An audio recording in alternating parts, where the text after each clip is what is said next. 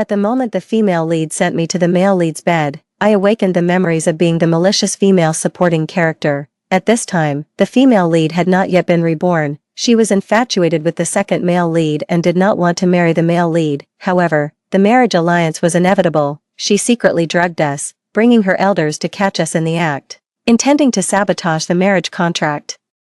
The me in the book regained consciousness at a critical moment and fled in a panic, but now, thinking about my tragic ending later, I gritted my teeth and lay back down. 1. When the door was burst open, Song Jingzhou and I were disheveled, in an ambiguous position. Today's banquet was originally to discuss his marriage with my half-sister Suyu, but he ended up cornered in my bed. No one's face looks good. Suyu acted pitifully. Sister, how could you do this? He's your future brother-in-law.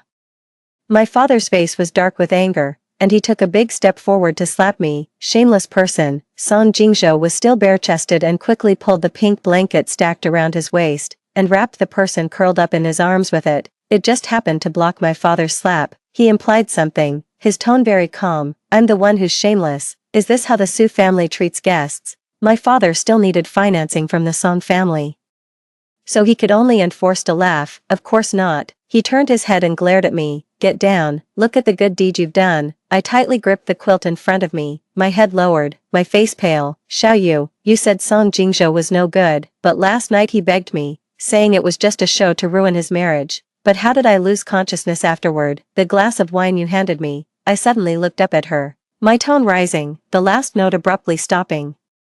The room was silent, with several pairs of eyes fixed on Suyu. I used to be weak and incompetent, always looking up to her. She was fearless, certain that I would silently accept this slander. But now my change of heart caught her off guard. She never expected that I would lay all the facts bare. What nonsense are you talking? She forced herself to calm down, her tone fierce but weak, lunging at me to cover my mouth. Actually, my way of passing the blame isn't very skillful.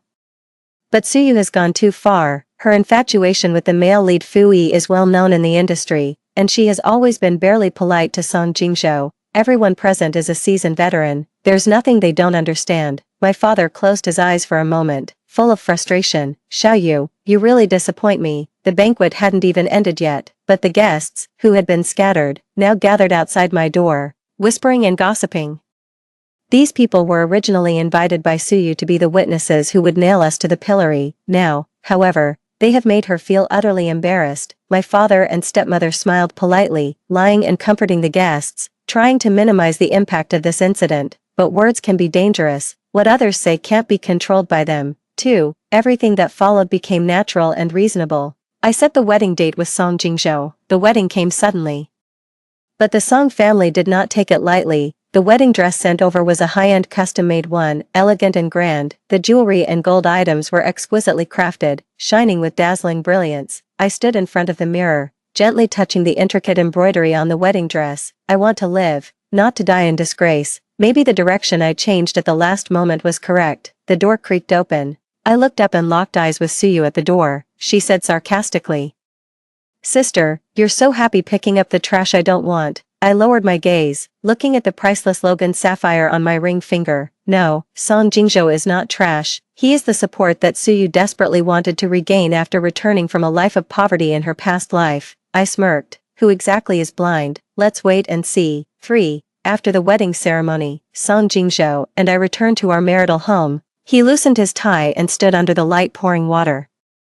The warm yellow light slanted across, climbing up his high-nosed bridge. The small droplets of water spilling from the corner of his lips rose and fell with the rolling of his Adam's apple. Sizzle. It is the sound of a glass cup rubbing against the coffee table. It was only then that I realized I had been lost in thought just now. He pushed the water to my side and said, "It's getting late, let's rest." I took 2 seconds to respond and said, "Okay." He only walked towards the bedroom after seeing me nod. Just as he was about to enter, he paused for a moment and then turned left. "The master bedroom is here. I will sleep in the guest room." His indifference was expected, but I want to hold on to myself with his hand. I don't want to end up like the character in the book, so I must find a place in his heart. I can't just be a nominal Mrs. Song. But now I can't be anxious, looking at his back. I was calculating in my heart how to turn raw rice into cooked rice. I entered the bedroom to prepare for a shower and go to bed. When I came out of the bathroom, boom, lightning split the sky, and thunder roared in my ears. My heart skipped a beat. and a scream spilled from my throat. The successive silver-white lights made the sky appear chaotic and unclear. Looking out from the floor-to-ceiling window, the landscape trees seemed to be clawing and dancing. I was in a panic, not even having time to put on my shoes, and I knocked on Song Jingzhou's door. He opened it in no time. His pajamas were loose and baggy, and his hair was still slightly dripping. "What's wrong?" My body trembled slightly, and my eyes were red. "It's pouring rain, and the thunder is a bit loud." Suddenly, another rumble of thunder. I suddenly covered my ears and rushed into his arms. Song Jingzhou paused for a moment and wrapped his arms around my shoulders. He helped me to the sofa. His hand brushed across my back, hesitating for a moment before patting me twice. "I'll sit with you in the living room." The window had been left slightly ajar, and the wind blew in. The hem of my pajamas swayed and brushed against his knees. The light fabric rubbed against his pajama pants, winding around. "All are red." He moved his leg and bent down to lift the fabric. He went up and adjusted my clothes. I instinctively covered myself, but suddenly realized that a large part on my chest felt cold.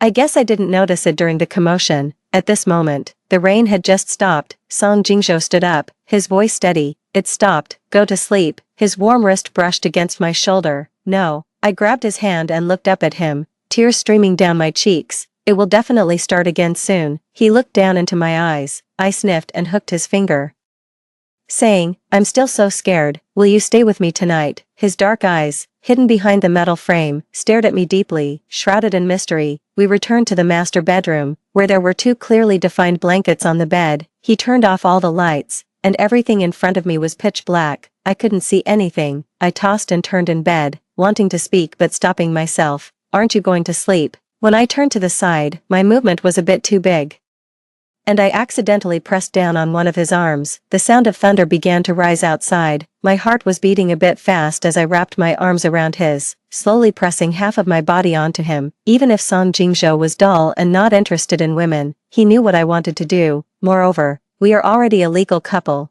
In the darkness, his hand slowly moved up, pressing against the corner of my mouth, gently caressing. Another loud bang. In the faint light, I saw his deep eyes.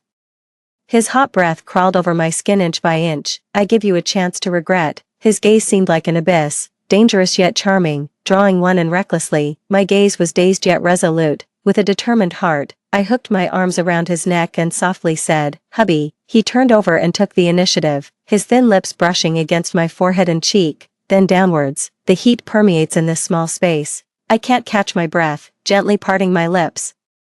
He suddenly grasped my chin and entered deeply, invading all my breath. I don't know how long it lasted, but he finally let me go. But this is just the beginning. I was tightly held by his waist, and a few pieces of clothing floated down to the ground. The heavy rain poured down, raindrops tapping against the window, like an endless symphony. The indoor atmosphere is as enchanting as spring. I was repeatedly battered by the waves onto the shore. I want to say something."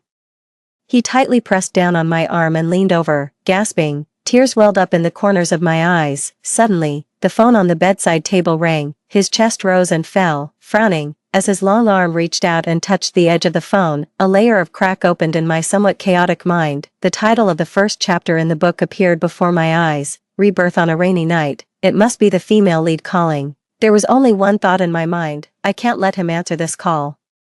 So I awkwardly propped myself up, grabbing his outstretched hand. "Don't answer." The phone spun and rolled further away on the ground, and I was pulled into a whirlpool of darkness, up and down. After it ended, I leaned back on the bed, feeling groggy, and it took a long time to recover. Song Jingzhou had already carried me to take a shower, and I felt relatively fresh. When I stepped on the ground, my legs felt like they weren't my own, and my whole body felt like it was falling apart.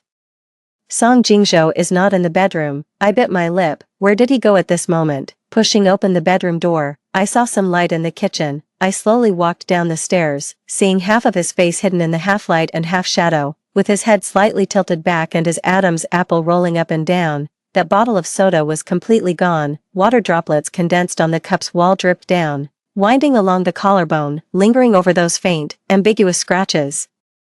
My cheeks burned, clearly. For most of the time, my hands were pressed above my head, unable to move. How could there still be such marks left? My mind wandered elsewhere, not noticing the cardboard boxes carelessly dropped by the staff on the stairs, filled with wedding supplies. By the time my body toppled awkwardly on the stairs, it was already too late. I let out a gasp and struggled to grab onto a railing. My knee hit the ground first. With a bang, the box rolled down along with it, fortunately. There were only 2 steps left. I sat there gasping, feeling a sense of fear in my heart. Before I could come to my senses, my body suddenly felt light. I looked up, my arms flailing in the air. I grabbed at his clothing. Song Jingzhou's calm voice brushed past my ear. "Why are you so careless?" His footsteps were steady as he carried me to the chair. Bending down, I lightly brushed over my knee. He wasn't wearing glasses. Perhaps he couldn't see clearly. Getting closer and closer, I curled my toes, unconsciously moving them a couple of times, and softly said, "It's nothing. Does it hurt?" He squatted down, gently rubbing the skin on my knee with his fingertips. Looking up at me, my eyelids drooped, but they just happened to collide with his eyes, so close that our breaths seemed to intertwine. My fingers tightened, not straying from his gaze. For the first time, I openly observed him. Only then did I realize that his pupils were amber-colored. The eyelids are thin. The eye shape is long and narrow, with inner double eyelids. After taking off his glasses, he did not become more approachable. Instead, he appeared more aggressive. Those past arrogance that had been deeply buried was revealed without any concealment. "Ah, it's so cool." I instinctively stepped back, my arm resting on the back of the chair. Song Jingzhou took out an ice pack and placed it on my knee at some point. "No need, it doesn't hurt." I felt a bit uncomfortable and wanted to pull my ankle out of his palm. The refrigerator was slightly ajar, and the cool air blew over my entire body. My throat was dry. "Is there something to drink?" He made me stand on a low stool to reach the fridge. "What would you like to drink? Juice, coffee, or soda?" I leaned against the bar for support, my brain lazy and unwilling to think. "Just what you were drinking earlier. But the bottle of this brand of soda is just too short." His large hand almost covered the entire bottle. No matter how I held it, I would always touch his fingers. For men and women who have had close contact, even if they were strangers just the day before, they have done even more outrageous things. Yet, because of a momentary brush of fingertips, they avert their gaze and fall silent. "Aren't you cold?" he suddenly asked. He lifted his eyelids and stared at me in my cool nightgown. His voice hoarse, I couldn't say a word. I watched helplessly as he added a few more ice cubes to his glass of water.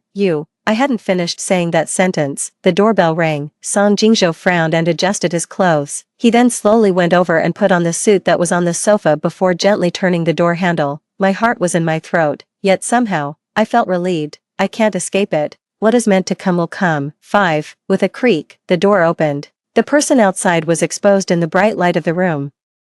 It really is the female lead. She carried the coolness of the rain. Stray hairs stuck to her cheeks, soaked to the skin. She shivered from time to time. She looked both disheveled and pitiful. "So you took a couple of steps forward," looked at Song Jingzhou.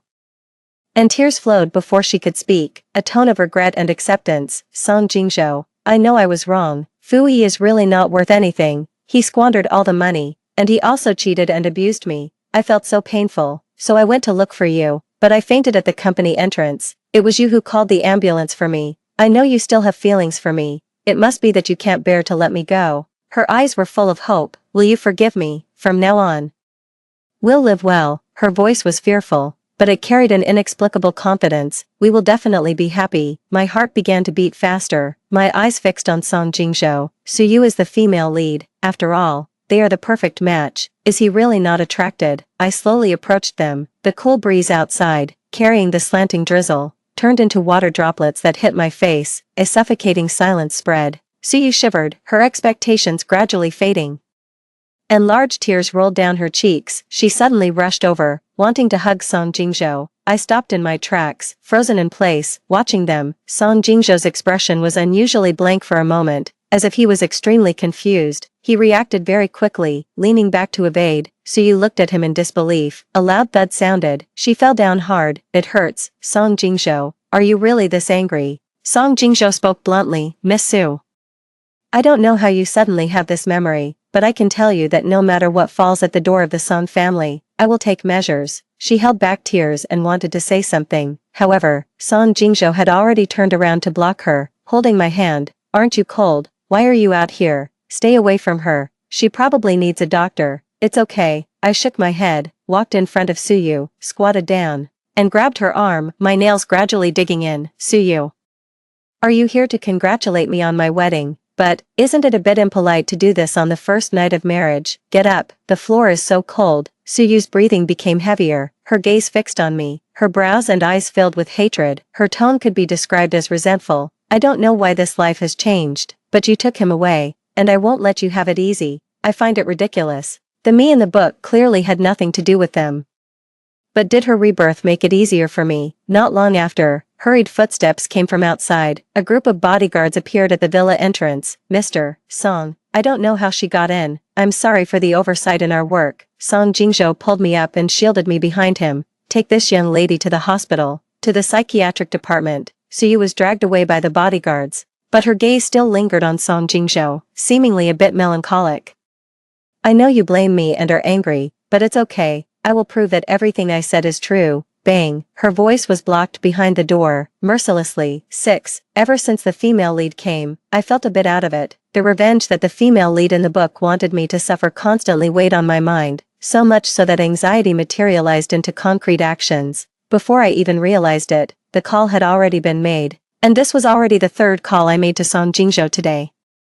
I can't control myself. Every time I make the call, I regret it. Holding my phone, I wanted to hang up quickly before he answered, but I was still a step too late. On the other end of the line, he seemed to close the folder and stood up, saying, "Let's stop here for now. The meeting is adjourned." I heard him push open the door, his voice still gentle and low, perhaps a bit helpless. "What's wrong?" I unconsciously gripped the sofa. "Sorry to bother you. I have nothing going on. I'm going to hang up now. Are you bored staying home alone?" There was a noisy sound on his side, but my heart gradually calmed down. "Is that so? Do you want to come over and have lunch with me?" he asked. The sound of honking on the road was incessant, and I suddenly felt as if I had been bewitched. Song Jingzhou casually asked a question, and I couldn't wait to run out. "Even if you don't come, you're already here." I looked in the rearview mirror. The traffic was so heavy that I could only move forward. The phone on the center console suddenly rang. "It's Song Jingzhou. Have you arrived? I'll go down to pick you up. What do you want to eat? The cafeteria at the company tastes pretty good, or should we go out to eat?" I thought for a moment and said, "Sure, your Song family's cafeteria is famous far and wide, so today is a treat. We're almost there." So I slowed down the car, but just not far away. A small car suddenly emerged from a side road. It ran through countless red lights, speeding towards me. My pupils constricted, and my whole body stiffened. A loud bang echoed. By the time I regained consciousness, I was already lying in the hospital's examination room. I struggled to open my eyelids, my heart pounding. "You're awake." The doctor beside me observed my pupils. "It's nothing serious. Notify your family to come pick you up." I don't know how long I was unconscious. Did Song Jingzhou think I searched my whole body but couldn't find my phone. It must have fallen somewhere. Just as I was about to press the dial key after borrowing a phone from the nurse, Song Jingzhou's tall figure appeared in the examination room. His face was pale, his steps hurried, no longer the elegant and composed person he used to be. I put down my phone and opened my mouth to call him, but it was too late. He suddenly changed direction and walked straight towards a woman in a white dress. I caught a glimpse of the woman's face through the gaps in the hurried crowd. It was Suyu. The smile on her face was just as radiant as when she was sitting in the car that rushed towards me earlier. Song Jingzhou stood beside her, frowning as he scanned the wounds on her body. Suyu smiled at the corners of her lips, tiptoeing and seemingly saying something. Song Jingzhou showed no signs of impatience. Even leaning down to listen closely, I leaned on my cane, standing still, quietly watching them. "Su-man, what are you doing standing here?" The nurse hurriedly rushed past me, tilting her head to look at the medical record book in my hand. "Has your family not come to pick you up yet?" Song Jingzhou suddenly looked up, following the sound, his dark eyes fixed tightly on me. I avoided his gaze and turned to find a place to sit for a while. The footsteps behind me were getting closer. Song Jingzhou lent me his strength, half embracing me to the chair, half squatting in front of me. His tone was serious. "Why are you running around instead of resting properly?" I ignored him, my gaze falling on a spot not far away. Suyu gave me a provocative smile and opened her mouth. I deciphered her lip movements. She said, "You're so miserable. He won't love you, even if I did this. He would still side with me." My throat felt like it was blocked by something, making it hard to breathe. "What's wrong?" Song Jingzhou tightly grasped my wrist, wanting to take me to see a doctor. "Does it hurt anywhere?" I tilted my head and swatted his hand away. It was Suyu who had someone hit me. "I want to call the police." He slowly released me, his expression gradually darkening, and his tone suddenly turned cold. "Let's go home first." 7. The road was bustling with traffic, and the neon lights reflected on the iris like a string of colorful bubbles. The car window blocked out the noise from outside. It felt like two worlds, one extremely cold and the other extremely hot. Song Jingzhou held the steering wheel in silence. The car slowly came to a stop in the underground parking lot. He reached out to hug me, and I did not refuse. The bright lights indoors dispelled the chill from outside. He placed me on the sofa, took out the first aid kit, and treated the small scratches on my body. I looked up at him. It was the same indifferent expression that had not changed over the years, and his hands moved meticulously. I avoided his hand, saying, "I can do it myself." He suddenly closed the first aid kit. There was a crisp sound. My heart suddenly contracted, and my breath stopped for a moment. He didn't say another word, stood up, loosened his tie, took a few big gulps of water, and opened the balcony door. The cold wind from outside slowly comes in. It makes my eyes feel dry and my heart slightly cool. I bounce and hop with the medical kit, wanting to return to the bedroom. The sound of the glass shattering exploded in my ears. He pulled me back to the sofa halfway. His arm is propped on the sofa above my head, his knee spreading my legs apart. He bent down, pinching my chin, forcing me to look at him. There is a faint anger in his eyes. On the way to the hospital, I checked the surveillance and the dash cam. Your speed did not exceed 30 miles per hour. You could have avoided her with a sudden brake. Why did you instead accelerate? What does he mean? Is it my fault for causing trouble for Suyu? My tears suddenly fell down. The fear during the car accident, the pain in my body, Suyu's arrogance, and his indifference all made the grievances I had built up inside explode. I cried out loud, "Get lost, stay away from me, I don't want you.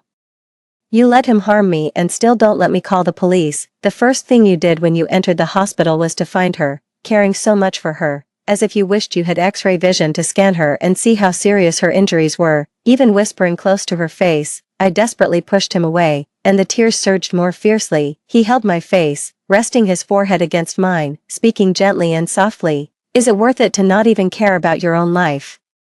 If something really happens, even if you don't consider me, what about Grandma?" "Grandma?" I blinked, rubbing a glistening spot on his face. "Yes, Grandma. I brought her over from Jiangnan." "Where is she now?" "In that nursing home you like. It's really expensive there." "It's okay, your husband still has a little money." He chuckled lightly. "Are you calm now?" I took the paper he handed me and nodded. "Okay, no rush. Let's settle the accounts one by one to be clear." I huddled in the sofa, thinking I had misheard. Shouldn't that sentence be something I say? Why do I always feel like I'm getting involved with Suyu? "It's your own problem," I sniffled. "Don't try to make excuses. I saw it with my own eyes. I couldn't find you. It was she who knocked you into the hospital, so I had no choice but to go and confront her." But when I saw her, I did feel relieved. I looked up, unconsciously crumpling the paper in my hand, since she could still drag me into random conversations.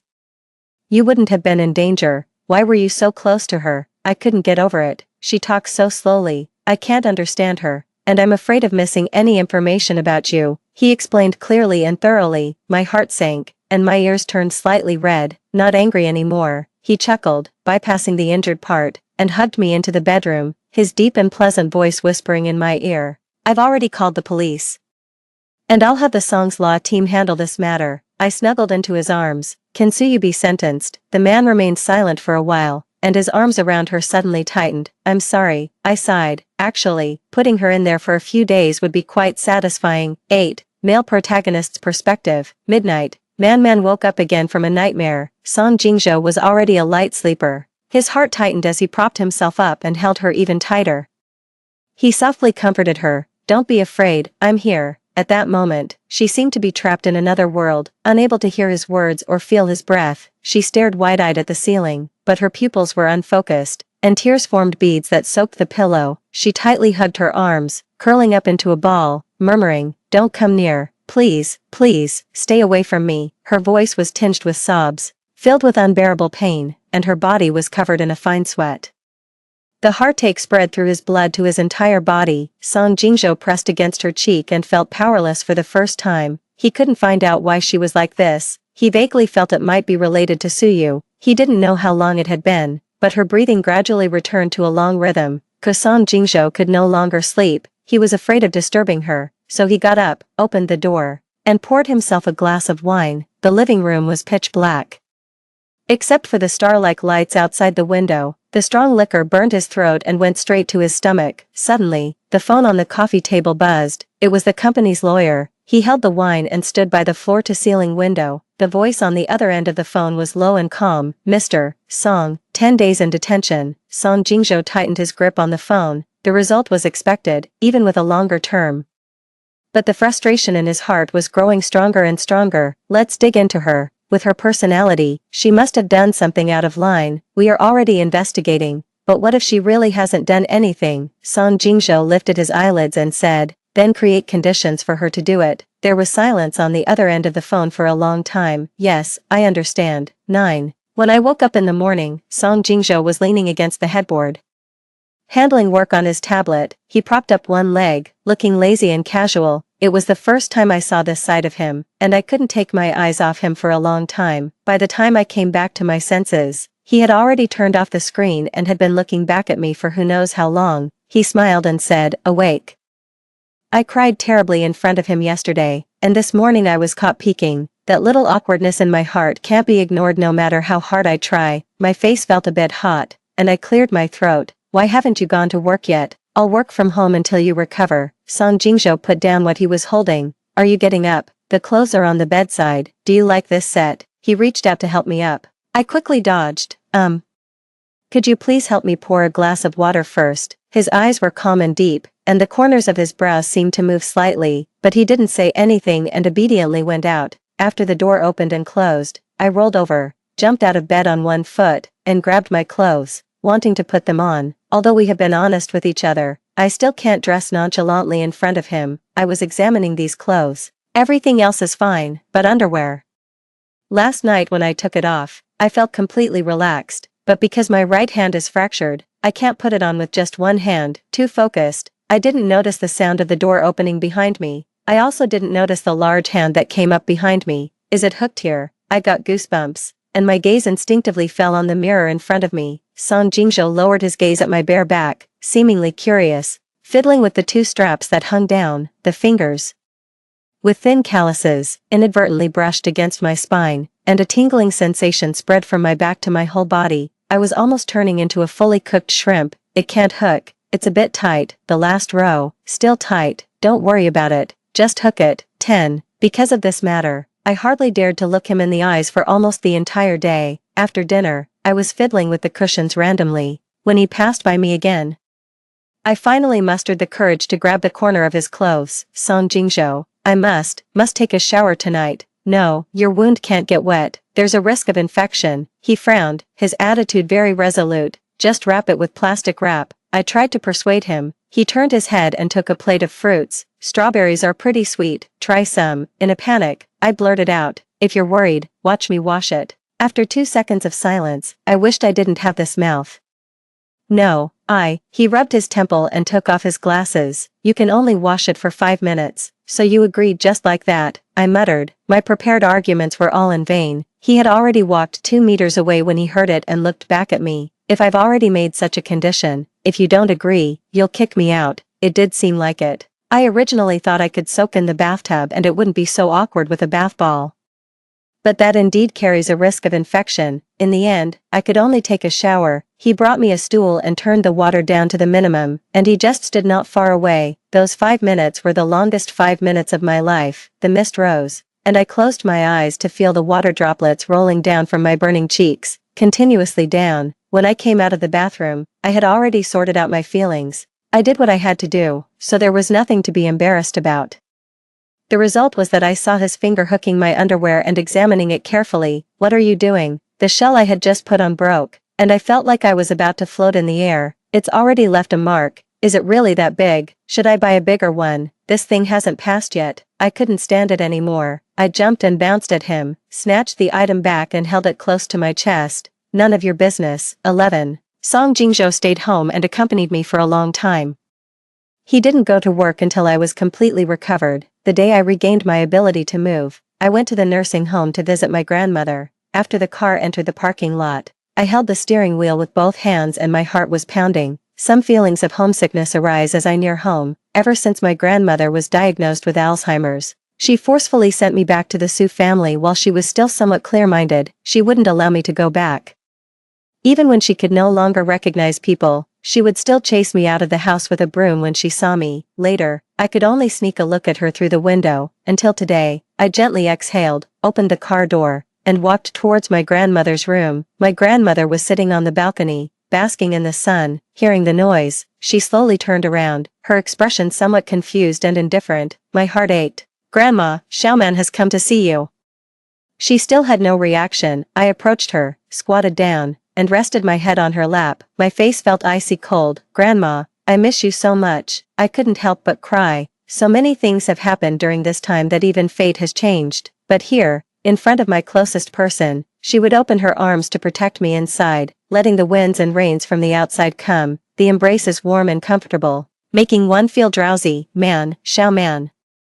A pair of broad and gentle hands touched the top of my head. "My, Xiaoman," she whispered softly. She said again, "I'm sorry, Yuer, I'm sorry." She spoke in a disjointed manner, tears welling up. I held her, tears streaming down uncontrollably, my heart aching faintly. "Yuer is my mother, who has passed away many years ago. Grandma hasn't been well since my mother died. She blames herself for not recognizing the right people and easily marrying my mother to my father, Su Dongyao, who deceived her both physically and emotionally. How could she not guess that it was just a game played by a rich young man out of boredom when he went to the countryside? Anyway, people in small places have limited experience. They don't know about marriage certificates. As long as there is a banquet, it counts as a ceremony. He had no burdens at all. Finally, he had enough, and left his wife and daughter. My mother died from depression. I stayed with my grandmother in the sanatorium for a very long time, and even slept in her arms. When I went back, I took off all my exhaustion. Who would have thought that I would be stopped by Suyu on the way? She was standing in front of the car, and I unfastened my seatbelt and got out. "You're out." I laughed lightly. "You had a good time in the detention center. Song Jingzhou has found quite a few people to take care of you." Her hair was cut short, and there were many bruises on her body and face. She looked like she had gone a bit crazy from being locked up. So quickly won over Song Jingzhou. "You're just like your mother, a woman who only knows how to seduce men, a slut." I was filled with anger, grabbed her by the neck and pushed her against the tree trunk, then slapped her twice hard. "You're not worthy to mention my mother. Don't think that by making my age smaller and your age older, you can hide the fact that your mother was the mistress. At that time, your mother's family was on the verge of bankruptcy. She found out where Su Dongyao was and chased after him, and I'll never forget the scene of her having an affair with him in my home bed. If you want to be trashy, go be trashy with Su Dongyao. If he could control his lower body, there wouldn't be so many problems." Su Man was dizzy from the beating and spat out a mouthful of blood, staring at the sky with a dazed expression. Suddenly, she laughed out loud, her expression extremely malicious. "Su Man, you can't beat me. I already know. This is a book, and I am the female lead of this world. Watch and see. Song Jingzhou will abandon you and come back to me. I dreamed last night, and it turns out your ending is so tragic. In the end, even the corpse was not in pieces. Ha ha ha, isn't it a coincidence? I just ran into those beggars and that person. He has something in his hand that can make you feel euphoric. This is just a preview. This time I thought of some new ways to play. Just wait. I will make you suffer endlessly in darkness." Her mouth opened and closed, and the words she spoke were like whispers from a demon. Those memories that I ignored, filled with immense fear, surged up, like a slow-motion movie. It deeply carved into my mind. Those beggars leered as they hunted me into a dirty and cramped courtyard. The stench of rotten soil covered my entire body, a drug that is injected into the veins and makes people addicted. I sank into the mud as she wished, and Suyu's reason for harming me is strange and laughable, simply because I, who despised my past life, had once interacted with Song Jingzhou. Even those inconsequential encounters and the ambiguous rumors in the circle were all instigated by her. She forgot how eager she was at that time to avoid the marriage alliance, unable to control others. She could only oppress me, even using my grandmother to threaten me, forcing me to seduce Song Jingzhou, making him infatuated with beauty, cut off any possibility of Song Jingzhou accepting Su Dongyao's offer to sell her for glory. Later, however, her memory beautified herself infinitely, only remembering that I clung to Song Jingzhou. But apart from that one time she drugged me, every time I was deliberately sent to Song Jingzhou's side, I would find the farthest place from him to quietly delay time. That book described her as decisive in killing, preferring to wrongfully kill than to let go. I am the stepping stone that helps her achieve her goals. I let her go. gripping my palm tightly to calm my breathing. Suyu lay on the ground, excited to the point of distortion. Suman, I will definitely make you end up worse than that. I ignored her again, turned around, got in the car, and stepped on the gas. Suyu, do you know?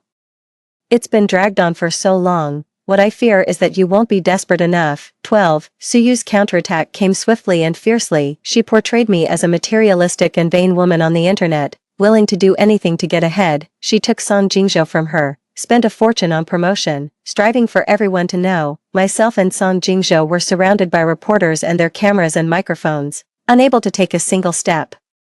Those cameras and microphones seemed to want to be pushed right into our faces. Mr. Song, how do you respond to the fact that your wife married you only for money and doesn't love you at all? I thought he wouldn't answer any questions. He has rarely left any traces in the media in recent years. This time, however, he turned back and stared at the reporter's camera. Why would I let her spend my money instead of you? She doesn't love me yet because I haven't done enough, not because of her.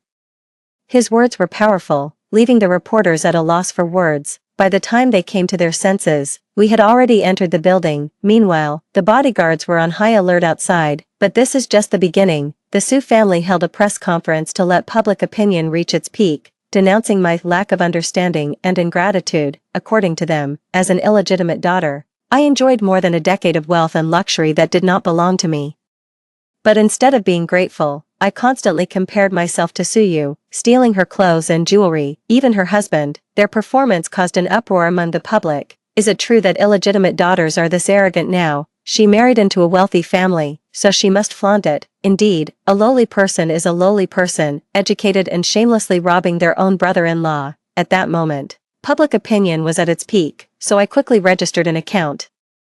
The Song Group's official blog is verified. I only posted one photo, a photo of my mom and Su Dongyao during their wedding. At that time, Su Dongyao went to great lengths to erase all traces of his presence to get rid of my mom. He even burned down my grandmother's house. When they made this plan, they certainly did not expect that this piece of evidence would still remain. My grandmother, despite the health risks, insisted on keeping it close to her heart for decades, harboring hatred for decades. Although it is a black and white photo, you can clearly see the faces, the scene, and the shooting time in the lower right corner. I am sitting in front of the computer looking at this photo. Mom, I have cleared your name. Public opinion is gradually turning around. It's not a mistake. Su Dongyao's marriage date with Su Man's mother is 2 years earlier than the one shown at the Su family press conference on his current wife's marriage certificate. No way. Who is actually the illegitimate daughter? Is this photo real? How come Su Man was being criticized in the morning and then a photo came out in the afternoon? It has already been checked. It's not photoshopped, I timidly say. Some family relatives used to work as maids in the Su family, and they said Su Man used to be the family's punching bag, living worse than the household staff. In the morning, I was afraid of being called a paid commentator, so I didn't dare to speak. No way, are you all crazy? The mistress should be condemned by everyone. Why are you giving her a chance to speak? Yes, everyone shouldn't go off track. Even if she isn't an illegitimate daughter, she's still a mistress. Her mother is very pitiable for not being recognized, but that still isn't a reason for her to interfere with others. In my opinion, her mother might not be the real one. Otherwise, why wouldn't she be recognized? Online ups and downs, twists and turns, insults and abuse. So you can't stand for my reputation to improve a bit. So she quickly went live. In the camera, she still has that matted hair. She cried and told everyone about the bruises on her body. A while ago, I accidentally offended my sister Su Man, and she ran me over with a car, but she turned this situation around and sent me to prison. I have many hidden injuries on my body, which were inflicted on me by people instructed by them in the prison. Why are they treating me like this? Suyu cried in a touching and pitiful way. The number of people in the live broadcast room skyrocketed. Oh my, is there any justice left? How dare Su Man do this? Why is no one coming to manage this? Can money really allow one to do whatever they want? Am I the only one who thinks the Su family has been more than kind? They aren't even the legitimate children of that couple. Just giving them a meal is already quite benevolent. The people upstairs have ordered, eating someone else's food while living under their roof. Doing a bit of work is only right. When did it become their turn to complain online? Just when the internet's attack on me finally reached its peak, suddenly, there were hundreds of photos of Suyu in bed online. The scale is shocking. At the same time, Fu Yi's fiancé publicly accepted an interview, live-streamed across the internet. I'm not here to embarrass myself for any other reason today. I just want to ask when my husband's dream girl will settle down a bit. Suyu, I'm talking about you. Can you stop sending my husband bed photos? She posted the chat records between Suyu and Fu Yi. The wording is explicit and lascivious. At first glance, it looks like an H novel. There's even more fun to be had. She chuckled lightly. This is a recording of MS. Suyu chatting with her friends that I bought at a high price from the bar staff, released for everyone to enjoy. She pressed the switch. I heard your family wants you to marry Song Jingzhou. Don't mention it. It's so annoying I'm going crazy. Don't worry, your dad is being one-sided. Song Jingzhou definitely won't agree. What if, haha, I had Suman seduce him, and if that bastard dares not go, I'll cut off the living expenses of her senile grandmother, before I marry brother Fu Yi. She must keep Song Jingzhou occupied, so he won't have any chance to develop feelings for me. Fu Yi is fickle and loves to play. Are you really going to hang yourself on this crooked tree? I am his warm harbor. No matter how late he will come back. Besides, a prodigal son returning is worth more than gold. Do you understand? Alright, as long as you're happy. But how do I remember that Fu Yi is engaged and his fiancée is very low-key? So what? It's the unloved who are the mistresses. The whole internet is in an uproar. Awesome. Reverse again. The one who beats the mistress is actually the real mistress. Still, you people with money know how to play. I was used again. I'm leaving. I feel relieved looking at the completely reversed comments section. My phone buzzed. It was Meng Qi, Fu Yi's fiancé, sending me a message. Sweetheart, my acting was good, although the lines were a bit disgusting. I have to be related to this rotten cucumber Fu Yi.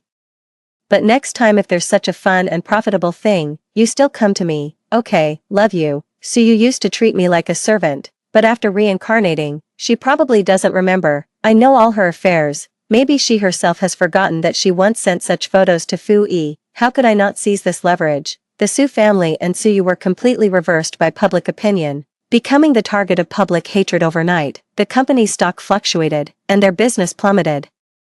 My profit-driven biological father finally tore off the mask of kindness. In order to revitalize the Su family, he planned to marry Suyu off to a thoroughly despicable person. He absolutely satisfied her desire to open her arms to a wayward son. Now he is keeping her locked at home, ordering her to prepare for marriage. This matter has become widely known, and they are treated as a joke in social circles. But I still feel it's not enough. I gently caressed the photo of my mother. Mom.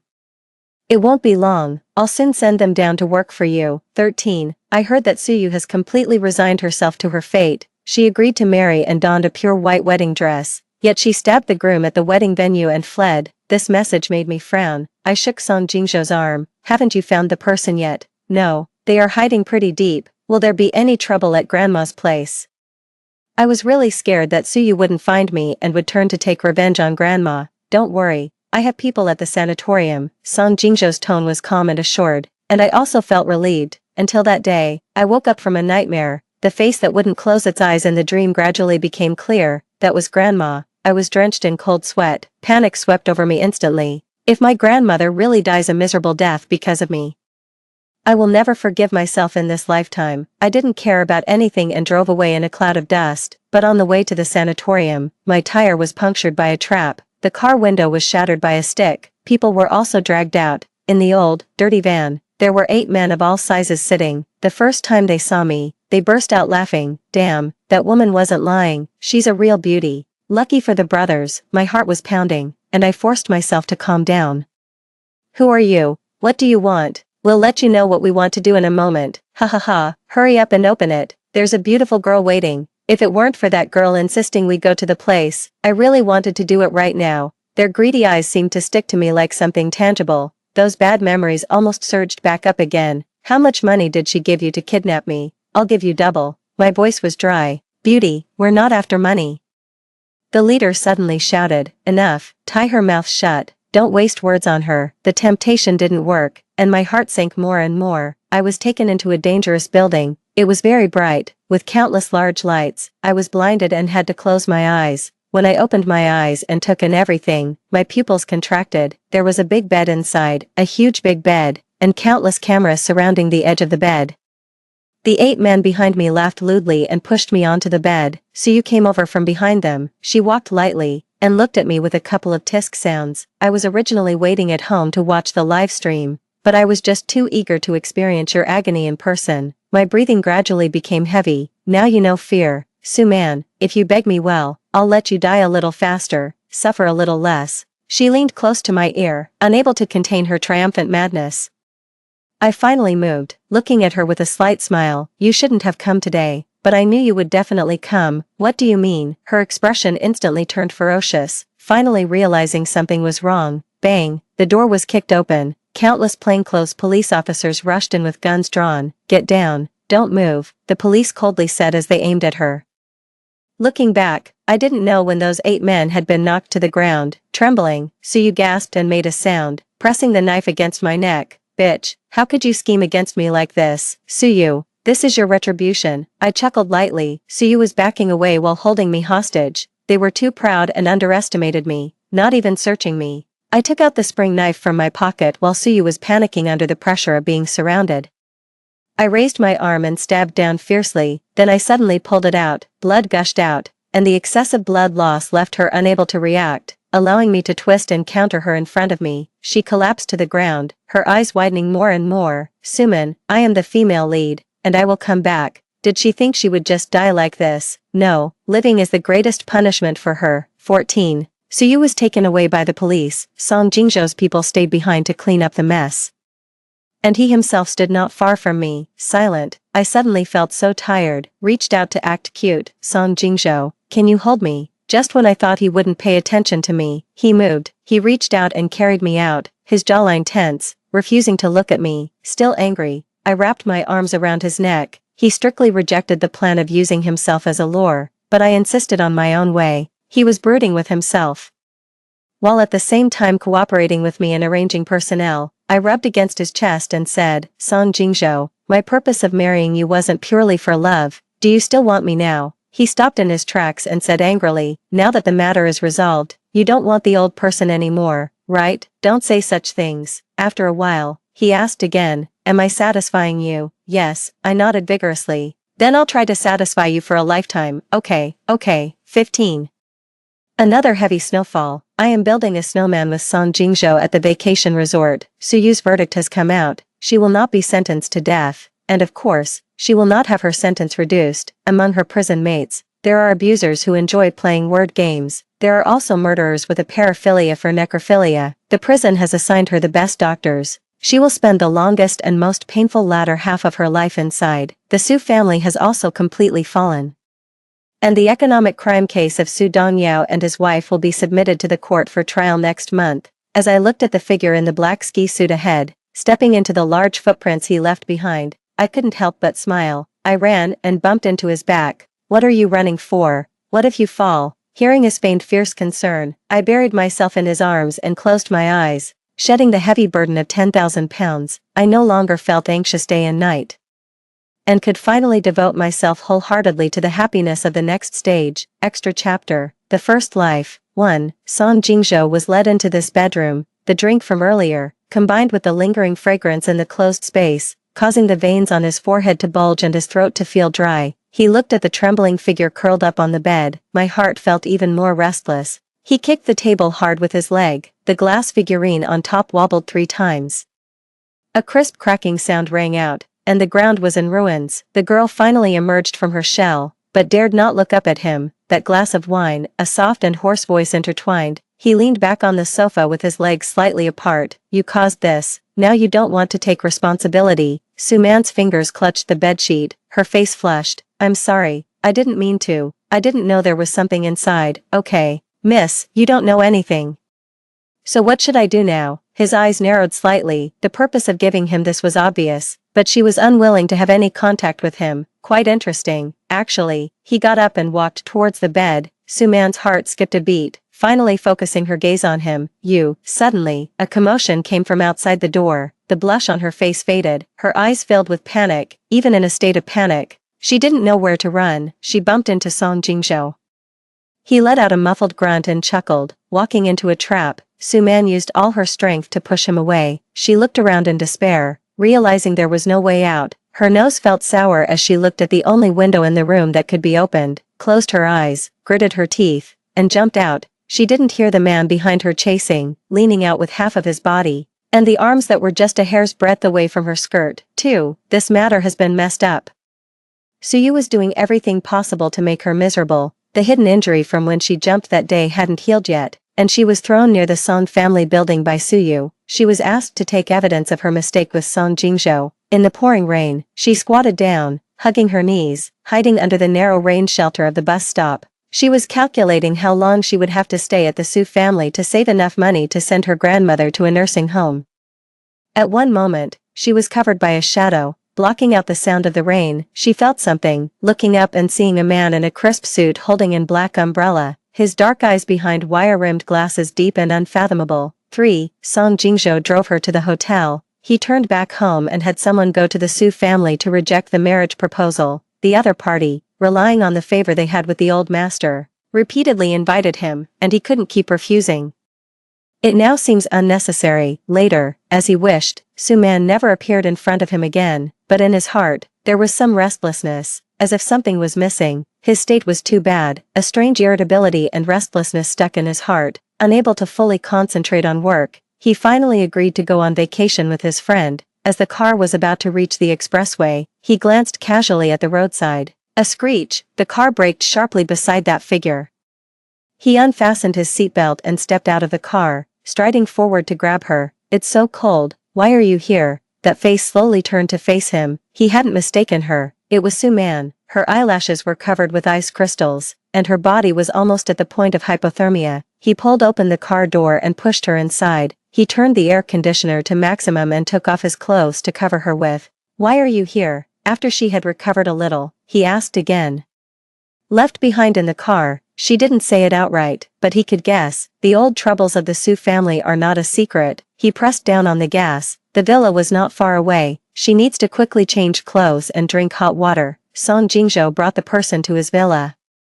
The doctor was called to check and said there was no problem. He originally wanted to send the person back before dawn, but the heavy snow blocked the mountain, and they were trapped here. At first, they kept to themselves and didn't say a word all day. Later that day, he watched her building a snowman with the children at the resort. It was so vivid and lively, something he had never seen before. Song Jingzhou saw her asking the staff for skis, clumsily swaying left and right on the ski slope. He put on his ski suit and slid down, circling around her a few times. He taught her how to ski and the techniques. She still wasn't very willing to talk to him, only giving him a few responses here and there. She could slowly ski the entire slope, feeling a bit excited and laughing out loud. Song Jingzhou saw the beautiful figure ahead and couldn't help but smiled as well. They were too happy to notice the faint light that passed overhead and then returned. "I didn't even hear that strange mechanical voice. Oh my god, this small world is going to mutate. Why is the male lead's love line with the female side character getting so thick? The female lead is replaced. This will require reporting to the higher-ups and being monitored for a long time. Really troublesome. I give up. Rewind, start over. According to the rules, I still have to constantly monitor the progress. This is too boring. This female lead is so useless. She can't even hold on to her luck. Just give her a reincarnation power-up and restrict the male lead a bit." Second Life. 4. Song Jingzhou was led into this bedroom. He looked at the woman's back as she fled in panic, filled with contempt in his heart. He got up but accidentally knocked over the ornament on the table. The crisp sound was clearly not loud, yet it resonated in his ears like a muffled thunder. He frowned, feeling a subtle sensation in his heart. How could he have such a strong emotional fluctuation towards a stranger so recklessly? 5. The engagement between Song Jingzhou and Suyu was put on the agenda. That day, he went to the Su family to pick her up for a date. In the living room, he saw a girl crouching down to smooth her skirt, but she pushed him hard to the ground. The girl had long hair cascading down, revealing a small part of her fair side profile. In that moment, he surprisingly felt a flutter and heartache. Suyu ran towards him, smiling at the corners of her lips, her skirt flying. She turned around in front of him, her cheeks flushed with shyness. "Is it beautiful?" A gentle evening breeze passed by, and the cherry blossoms in the courtyard swirled around the person's face. This ambiguous heavy snow should have made his heart lose its rhythm, but he felt something was wrong. The person standing in front of him didn't seem to be her. He looked at the innocent face in the falling petals, yet an endless hatred and annoyance towards her spread in his heart. Every time he had these thoughts, 1,000 noises would swirl around his ears. He had a splitting headache. The last bit of clarity in those black eyes vanished completely. When he looked up again, he smiled, gazing at Suyu with a gentle and sincere look. "It's beautiful." He was acting crazy just now, How could he not like his fiancée? 6. Song Jingzhou felt like he was sick. There were always two voices in his mind. Suyu was his fiancée, and everything was telling him that he loved her deeply, but when he was with her, his mind would always have inappropriate thoughts telling him that this person was not right. His head was getting more and more painful. He took a lot of medicine but it didn't help. In the middle of the night, he stood in the kitchen, holding a knife. What is he going to do? Yes, he wants to cut himself in half. That way, there won't be two voices in his head. He received a phone call. Zhou Ge. Aren't you going to take care of your fiancée? It's too inhumane for her to want to do this to Su Man. After all, she's her own sister. What a deep grudge. What a great resentment. This friend walks the edge of black and white, always knowing secrets that others cannot access. Su Man. This name, a flood of scattered, broken images flashed through his mind. A vague, humid, dim room. The black umbrella he raised in the stormy noise. A vivid figure in the endless snow. Song Jingzhou's hands holding the knife trembled violently, as if 10,000 needles pierced his heart. There was a caged beast raging in his heart, his eyes filled with tears of blood, screaming and howling desperately, but he still heard himself mechanically say, I love her, I support all her decisions. No, no, Song Jingzhou suddenly felt his world was a huge mistake. He ran out unsteadily, pressing the accelerator to the floor, and the car shot off like an arrow. He didn't know where he was going, as if he had taken many detours. Later, he finally arrived, but it was completely too late. Suyu laughed wildly beside the girl. The girl's eyes were fixed on the sky, filled with pain and sorrow, but her lips curled into an eerie smile. Song Jingzhou saw the many needle marks on her arms, her whole body in a pitiful state. Her face had always been blurry in his mind, but in this moment, she suddenly bloomed in his heart, one flower after another, drenched in blood. She was seen by Song Jingzhou killing someone in this scene. Suyu shrank back a little, not daring to approach him. Finally, she mustered the courage to want to hug his arm. Jingzhou, this woman is vicious and shameless. This outcome is what she deserves. She still wants to seduce you. I know you definitely won't blame me. Song Jingzhou smiled slightly. He gently brushed Suyu's messy hair by her temple. Suyu felt a little relieved and smiled sweetly at him. Jingzhou, I was actually really scared just now. That bitch screamed so unpleasantly it hurt my ears. Yeah, his voice became even softer. I won't blame you. I will kill you. He raised the knife that he had tightly gripped since leaving home. He and they should all die, but he had to let them die first as a sacrifice. Suyu stared wide-eyed, her legs weak, and collapsed to the ground. Are you crazy? Her voice was sharp and piercing. Song Jingzhou seemed not to hear her. There was an invisible force that made him unable to hold the knife, so he stabbed himself twice first, then stabbed her once. Later, his blood ran out, and he fell into a state of confusion. An ancient voice awakened him. The room was silent, with several pairs of eyes fixed on Suyu. Song Jingzhou used his last bit of strength to tightly grasp this lifeline. I am willing. You are no longer favored by the world, and it is impossible to possess the memories of reincarnation.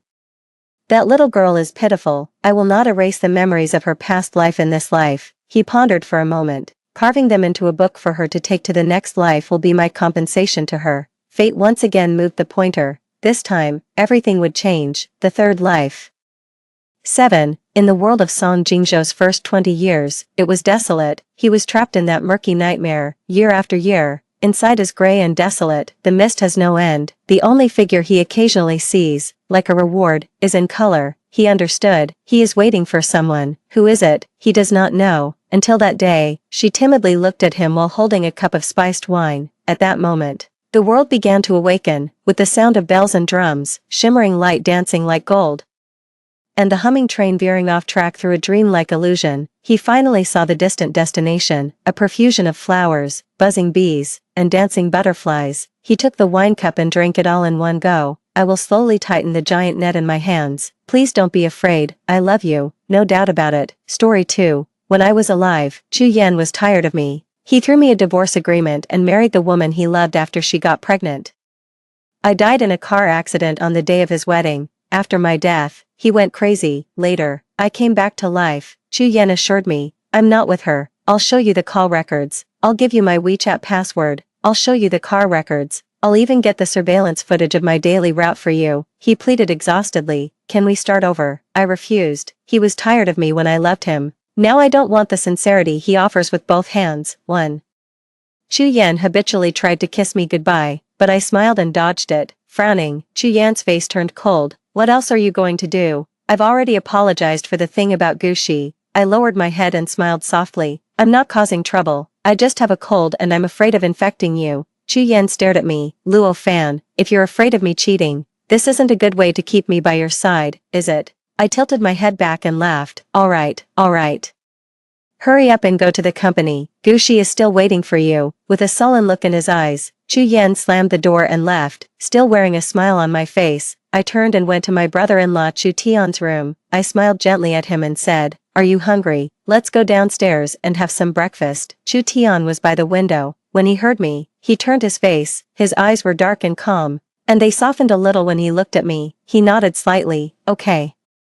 When I went downstairs with Chu Tian, Chu Yan called me again. Luo Fan, it was my fault to come back late after drinking with Gushi that day, but I was really just drunk and nothing happened. This is the third time I've apologized to you. You should know when to stop and stop being unreasonable and making a scene. I see. I handed the milk to Chu Tian, feeling no ripple in my heart, and even finding it a bit ridiculous. I know nothing has happened between them now.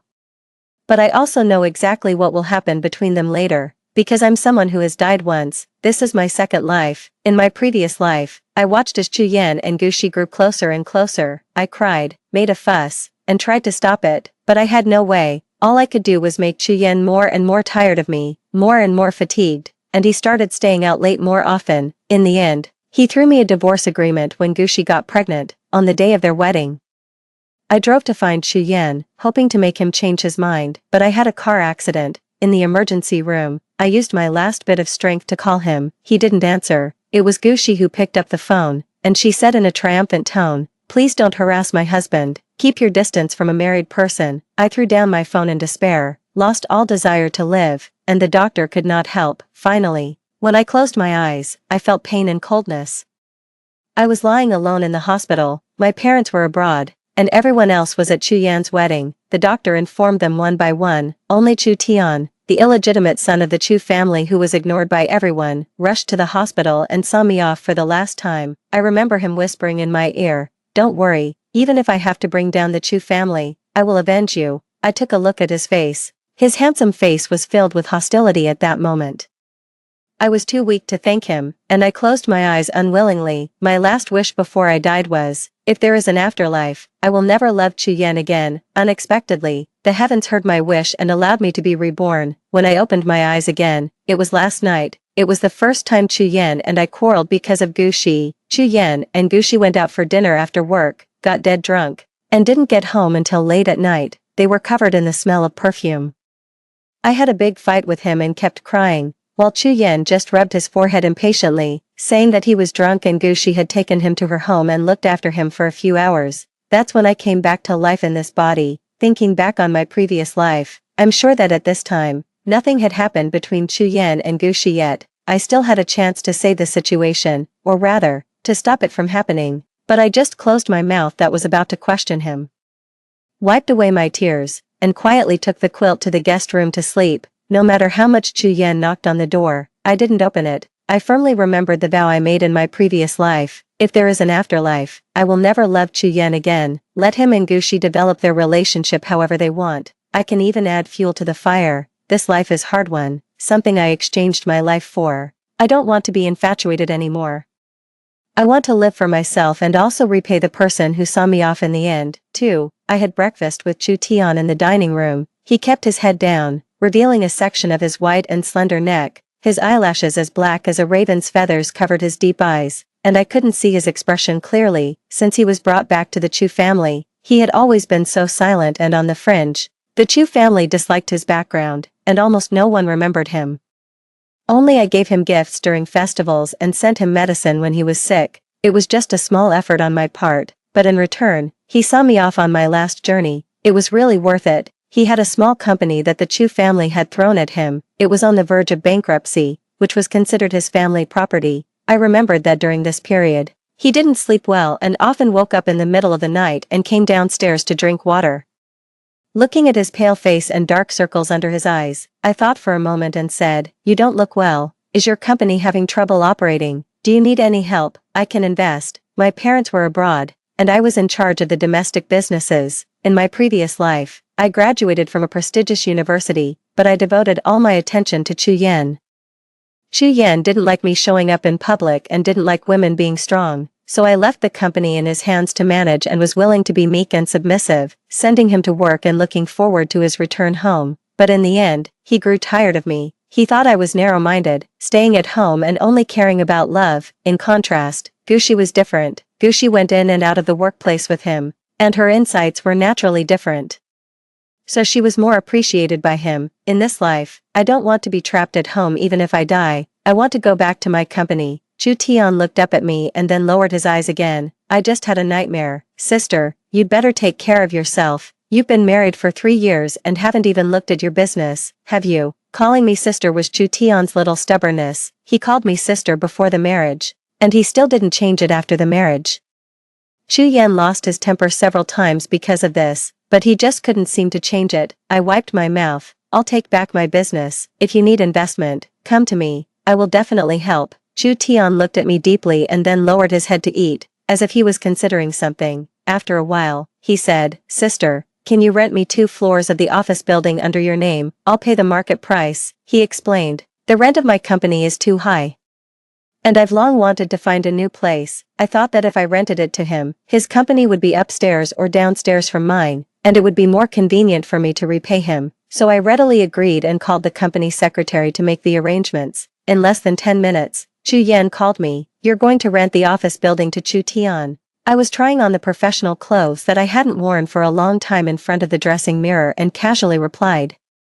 Yes, what's Chu Tian's background? Why are you dealing with him? Chu Yan was annoyed. You've been at home for so long that you don't understand people's hearts. My father has so many illegitimate sons, but only he managed to squeeze into the Chu family. His methods are beyond your imagination. He ordered me, just stay at home and take good care of yourself. Don't meddle in business matters. If you have nothing to do, go buy a bag, some clothes, or get a beauty treatment. I smiled.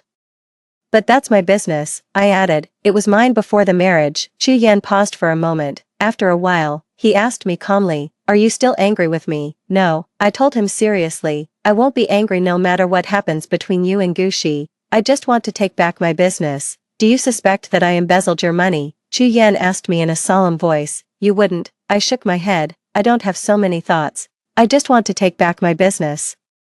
It's as simple as that. In my previous life, he never embezzled my property until I died. When we got divorced, he returned it all to me, apart from cheating and causing my car accident. Chu Yan didn't make any other mistakes, but this one thing is enough for me to never forgive him. Chu Yan's voice turned cold. Do as you like, but my people will be withdrawn gradually. This was the punishment he gave me for the first time that I didn't listen to him. I smiled and nodded. As you wish. 3. As expected, Chu Yan did what he said. He transferred 1/3 of his people away within a few hours, leaving me with a big mess. But I wasn't worried. Once you've died, you'll know that there's nothing more terrifying than death. When those people were handing over their work, they tried to persuade me. The company is more stable in President Chu's hands. It would be so much better if you just stay at home peacefully and wait for President Chu to bring the money back. I made a pleased gesture. I wish you all the best in the Chu family. I remained unmoved, which made Chu Yan angry. He called me and said, don't challenge areas that aren't suitable for you. You're a domesticated rabbit and should be cute and carefree at home. I looked at the company's financial statements and wrote down the key points in my notebook while smiling. What about Gushi then? How come she can accompany you in the business world? He blurted out. She's a fox, born to hunt. I reminded him slowly. Gushi and I were classmates in university. I had better grades than her when we were at school. Even Gushi's job was recommended by me to Chu Yan, and Chu Yan probably didn't know that the cute rabbit he imagined actually had a bit of courage. Otherwise, where did the saying a rabbit can kick an eagle come from? In my previous life, I used my courage on death, and in this life, I'm using it for living. That night, Chu Yan didn't get home until 1 o'clock in the morning. He smelled of the perfume that Gushi often wore and had a faint smell of alcohol on him. I was looking at the financial statements under the lamp and casually said, take a shower before going to bed. Chu Yan frowned coldly. Why aren't you making a scene today? I stretched. I don't have the time. Besides, isn't it normal for you to have business entertaining? Chu Yan stared at me, as if he wasn't used to me being like this. He seemed to be waiting for me to ask him for an explanation with a whining voice, but I walked into the bathroom, took off the mask on my face, and took my time to do my skincare. He followed me and stood at the door, looking at me in the mirror. He actually explained first. I had dinner with a client, and Gushi got drunk, so I sent her home. I gave him a thumbs up. Great, my husband is the best boss. I wish you and your secretary a harmonious relationship and keep up the good work together. Keep up the good work and speed up the process of Gushi getting pregnant as soon as possible. By then, I will probably have sorted out the company affairs, recruited new people, and can send the remaining 2/3 of the company's management team, along with the divorce agreement, to him as a congratulatory gift. But Chu Yan's face darkened. Harmonious relationship isn't used like that. He reached out to me. Luo Fan. Stop being stubborn, be good, okay. I burst out laughing. Chu Yan doesn't know himself well. He loves the little fox but always wants me to be a good girl. I walked around him and picked up the quilt. You go to bed first. I'm still not recovered from my cold, so I'll sleep in the next room. Chu Yan's face turned dark. He grabbed my arm and gritted his teeth. Do you think I'll never change? So you're being fearless. I raised my eyebrows at him. Yes. I pushed his hand away and went to the guest room. I'm being fearless. But my fearlessness is based on my heart that doesn't love him anymore. Once my heart is dead, I have no fear. I heard Chu Yan's heavy footsteps, going downstairs, closing the door, and starting the car, all in one go. After a while, I saw Gushi's WeChat moments. There were no pictures, just 2 words, distressed. I smiled and commented on it. You might want to consider taking some quick-acting heart-relieving pills, she replied with an awkward smile. I closed WeChat, lit a cigarette, and watched the cigarette end glow on and off in the dark. There was a place in my heart that slowly cracked open. The old wounds slowly bled out. In this life, I've accelerated the pace of Chu Yan's infidelity.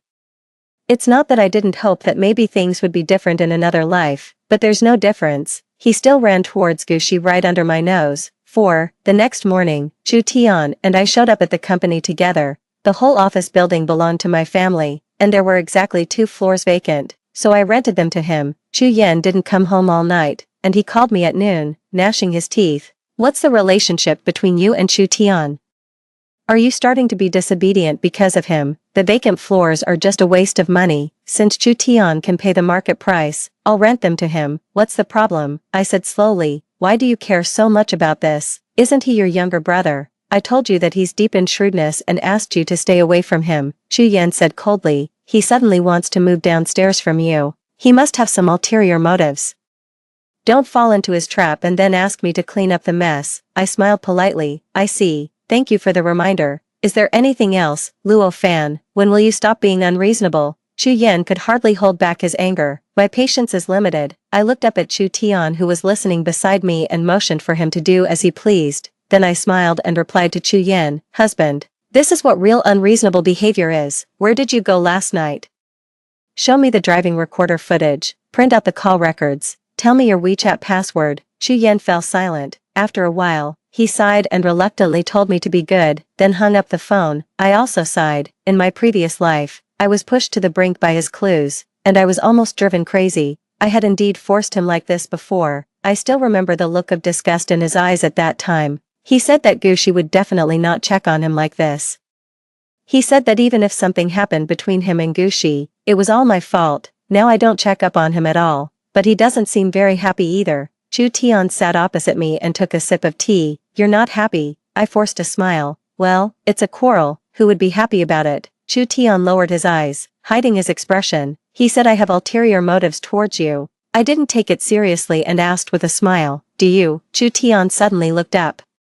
His eyes were dark, and my reflection was in them. Yes, I wasn't on guard at all and smiled. Tell me what you want. I'll give it to you without hesitation. I hold grudges, but I also remember kindness. I must repay the kindness of him seeing me off in my previous life in this life. Chu Tian lowered his head to drink tea and didn't say anything else. Just the corners of his mouth curled up slightly into a beautiful arc. In the following days, I was so busy that I was constantly on the go. I got home around 10 o'clock every day, but Chu Yan came home even later than me. I couldn't be bothered to care about him. As soon as I got home, I washed up and went to the guest room, locked the door, and went to sleep. Sometimes I sigh and think that if I hadn't left the company to Chu Yan in my previous life, maybe I wouldn't have ended up the way I did. After being so busy at such a high intensity, one doesn't have the energy to indulge in sentimentality. Chu Tian moved his company downstairs to mine at the fastest speed. Sometimes we would go to work or get off work together. I hadn't been in the business world for a long time and was still slowly getting used to it. From time to time, Chu Tian would invite me to have lunch, and during lunch, he would give me advice and solve my doubts. At first, I didn't take it seriously. After all, he was younger and couldn't have much more experience than me. But later I was gradually left speechless in astonishment. He could be half a teacher to me. He helped me resolve many difficult problems. He was in no way inferior to Chu Yan. I was puzzled. How do you know so much? Chu Tian smiled and sipped his tea. After a while, he looked out the window and said leisurely, when my father was teaching Chu Yan, I secretly learned outside the door. He asked me calmly, do you think Chu Yan was right, that I have a deep shrewdness? I lowered my head to eat the dishes. What does that have to do with me? Anyway, you won't harm me. Chu Tian paused. Are you so sure? I nodded. The person who drove me to my death was my husband, while he was the one who swore to avenge me when I was waiting alone for death. I trust my intuition. Chu Tian seemed very happy. He smiled at me, and it dazzled my eyes. I had never seen him smile before. I never knew that his smile could be so bright and dazzling. He started coming upstairs to find me when he had nothing to do. He would teach me what to do with the company documents and also began answering work calls in front of me, not hiding anything from me anymore. Only then did I realize that the small company that the Chu family had thrown to him, which was on the verge of bankruptcy, had already been revitalized by him. It had even become a new force in the capital market that couldn't be ignored. The simple office environment was just on the surface. I began to understand what Chu Yan meant by having a deep shrewdness, but I didn't care. My intuition has always told me that although Chu Tian looks at me in a strange way, he will never harm me. I was still sleeping in a separate room from Chu Yan. Chu Yan still came home very late, with a faint smell of perfume on him. Sometimes he would also hide to answer the phone. But later, seeing that I didn't react at all, he simply answered the phone in front of me. Without exception, all the calls were from Gushi. Some were about business matters, some were about caring for his health, and from time to time, she would also send her regards to me. I could hear all of it, but there wasn't a single ripple in my heart. I just found it noisy. Later, whenever Chu Yan answered the phone, I would leave with my computer, smiling gently and politely at him. You go ahead and talk, I won't disturb you. I closed the door and went to the guest room. I heard a loud noise in the bedroom. I didn't know what Chu Yan had knocked over. I couldn't be bothered to care and went straight to sleep. That night, Chu Yan was sitting in the dining room alone, drinking a lot. He was so drunk that he was staggering. He came up and knocked on my door. I didn't open it, but he kept knocking. Being very stubborn, I said helplessly, I'm going to bed. I have something to do tomorrow morning.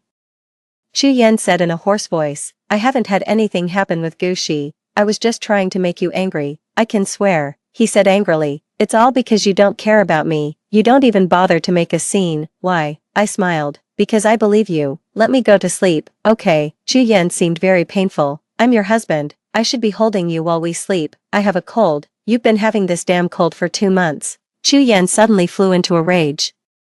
I'll show you the call records. I'll give you my WeChat password. I'll show you the car records. I'll get the surveillance footage of my daily route for you. I'll even copy the surveillance footage of Gushi's home for you. He was exhausted. Let me in. Okay. I didn't open the door. He was tired of me when I wanted his care. Now that he was offering his sincerity with both hands, I didn't want it. Chu Yan leaned against my door and slept for the whole night. Early the next morning, with bloodshot eyes, he looked at me seriously, not missing the slightest expression on my face. Do you not love me anymore? I smiled and stroked his face. Don't think too much. I just have a cold. If it were in my previous life, I might have been moved and would have hugged him and cried my heart out. But in this life, I calmly watched him slam the door and leave. After dying once, a person can become heartless. 5. Chu Yan didn't come home for several days. Gushi called me and earnestly said, What's wrong between you and Chu Yan? He's been in a really low mood these days and always asks me to drink with him in the middle of the night. Strictly speaking, you should call him Mr. Chu. I stared at the document approvals on the computer and also consulted her about several business issues. By the way, Gushi has good working ability, so why not make use of it? Gushi was confused by my questions.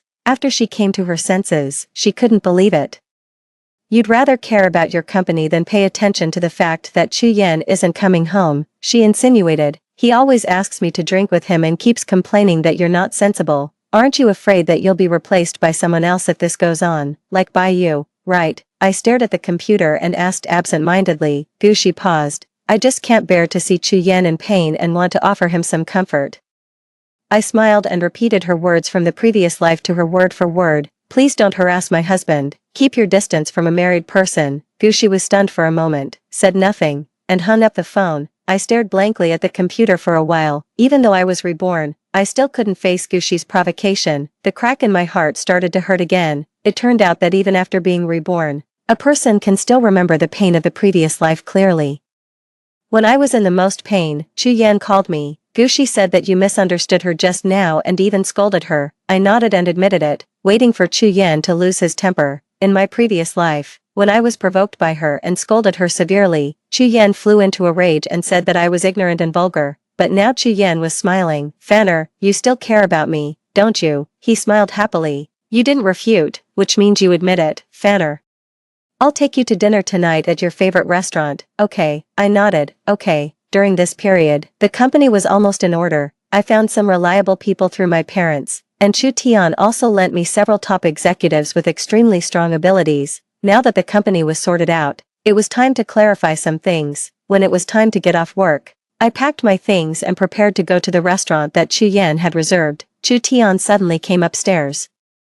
Seeing me applying lipstick, he said, Chu Yan is downstairs, holding a big bunch of roses, and he even changed his car to a sports car. I know. I closed the lipstick. I'm having dinner with him tonight. Chu Tian lowered his head, hiding his expression. Have you made up? No. I'm going to talk about some things. I picked up my bag. Shall we go downstairs together? Chu Tian shook his head, with his hands in his pockets. His eyes were unfathomable. Sister. Do you still have feelings for Chu Yan? Why? Do you want to do a relationship consultation? I asked with a smile. Chu Tian also smiled, with an ambiguous smile. If one day I become an enemy of Chu Yan, will you hold it against me? I actually guessed something. Chu Tian's layout in the capital market always revolves around the Chu family, and when he talks about the Chu family, he has become more and more indifferent, without any attachment, and his indifference is undisguised. A wolf will hunt sooner or later. I raised my index finger to my lips. Don't tell anyone else about this. I'll pretend I didn't hear it. The moment I turned around, Chu Tian's voice, which was barely audible, reached my ears. You'll never imagine why I'm dealing with him. I have good hearing, and I heard it. I turned my head in confusion. Why? Chu Tian smiled at me. If I say it's because of my nightmare, will you believe me? It was an absurd excuse, but I still nodded. I believe you. Because in his eyes, besides my reflection, there was also a look of full bewilderment and unease. It must have been a really terrifying dream. When I got downstairs, Chu Yan was leaning against the sports car, holding a huge bunch of roses, which attracted the attention of passers-by. They all looked at me with envy, but I just thought it was unnecessary. When he was chasing me before, he was also sincere, passionate, and poured out his heart. Everyone said that I would be very happy. And I also thought so, but later he cheated on me, and I died. The past emotions turned into smoke and dissipated. I took the flowers and threw them into the car. There's no need to spend so much. I just want to talk about something. He put his arm around my shoulder, but I dodged and got into the car. I saw a look of disappointment on Chu Yan's face, but I just pretended not to see it. In the restaurant, Chu Yan ordered a table full of dishes that I liked. I fell silent. In my previous life, when I wanted to win him back, I invited him to have dinner here, in the same position. At that time, without realizing it, he ordered a table full of dishes that Gushi liked. My heart ached as if being wrung. I quarreled with him, but he didn't admit it. He forgot that Gushi and I were university classmates. I even knew better than Chu Yan what she liked to eat during those 4 years. After that unhappy ending, Gushi got pregnant. Now I was sitting in a familiar place, looking at the table full of food that catered to my appetite, but I couldn't eat it. There was a faint pain in my heart. I knew that it was the silly girl from my previous life crying in my heart. Chu Yan sighed with emotion. It seems like we haven't gone out together for a long time. I nodded. Since you met Gushi, a trace of embarrassment flashed across Chu Yan's face. I really have nothing with her. At first, I had some admiration for her, but later it was all to make you care about me. He reached out his hand and covered mine. His palm was warm, just like before. Unfortunately, I was no longer the person I used to be. I pulled my hand back and lowered my head with a sigh. It would have been so much better if you had said this in my previous life. What? Chu Yan asked me in confusion. I sat up straight. It's nothing. I actually wanted to talk to you about something today. I also have something to say. Chu Yan said, Fanner, I want to court you again, take you on a second honeymoon and find the feeling we had before. I interrupted him. But I want a divorce. Chu Yan was stunned for a moment, as if he didn't understand. He even smiled and asked me, what did you say? I leaned forward. I said, I want a divorce, Chu Yan.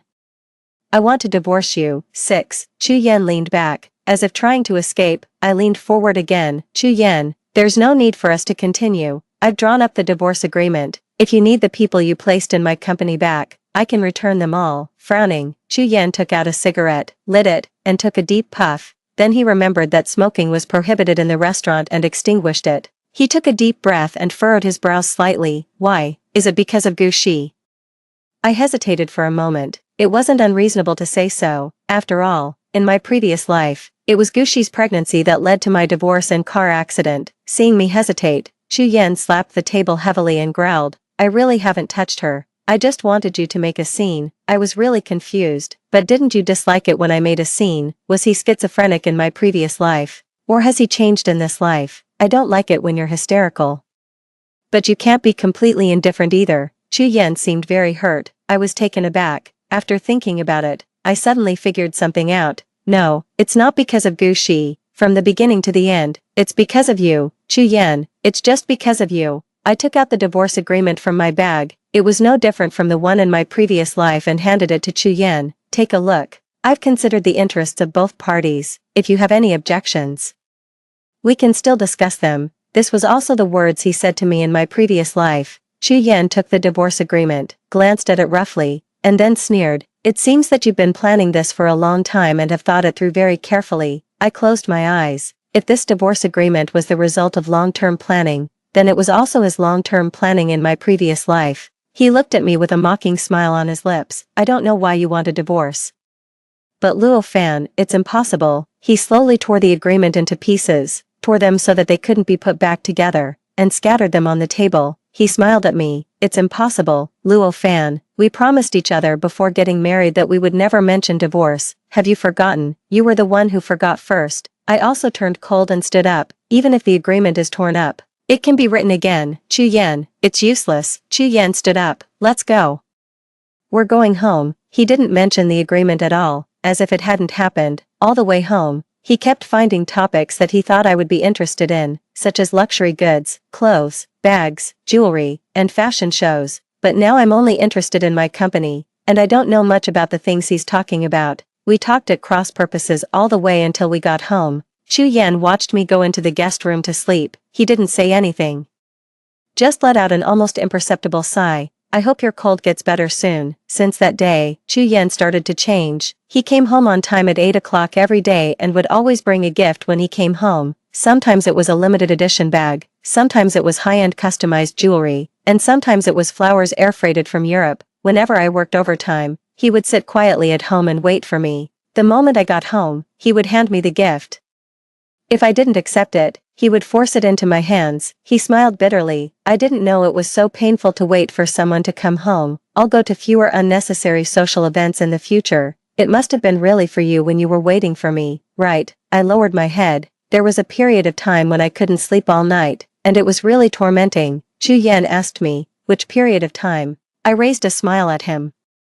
It was something that happened in my previous life. Chu Yan thought I was joking and handed me the gift, with a humble plea in his eyes. Fanner, when will your cold get better? I put the gift on the sofa and looked at him sincerely. It won't get better in this life. Chu Yan's eyes dimmed, but he forced a smile. I don't believe it. I'll wait for you. I didn't say anything and went into the guest room. After a few days, Chu Yan told me that there was an important cocktail party and he needed to bring a partner. He wanted me to cooperate. I wanted him to take Gu Shi, but Chu Yan said with a serious face that everyone else was bringing their wives, and it wouldn't be appropriate for him to bring a secretary. Now that I'm in charge of the company myself, I know the importance of connections. I also wanted to go to the cocktail party to make connections, so I nodded and agreed. On the night of the cocktail party, I attended with Chu Yan. Chu Yan looked at me with a mesmerized gaze. You're really beautiful. I smiled, neither confirming nor denying. Once upon a time, I devoted all my time to beauty maintenance, makeup, and dressing up,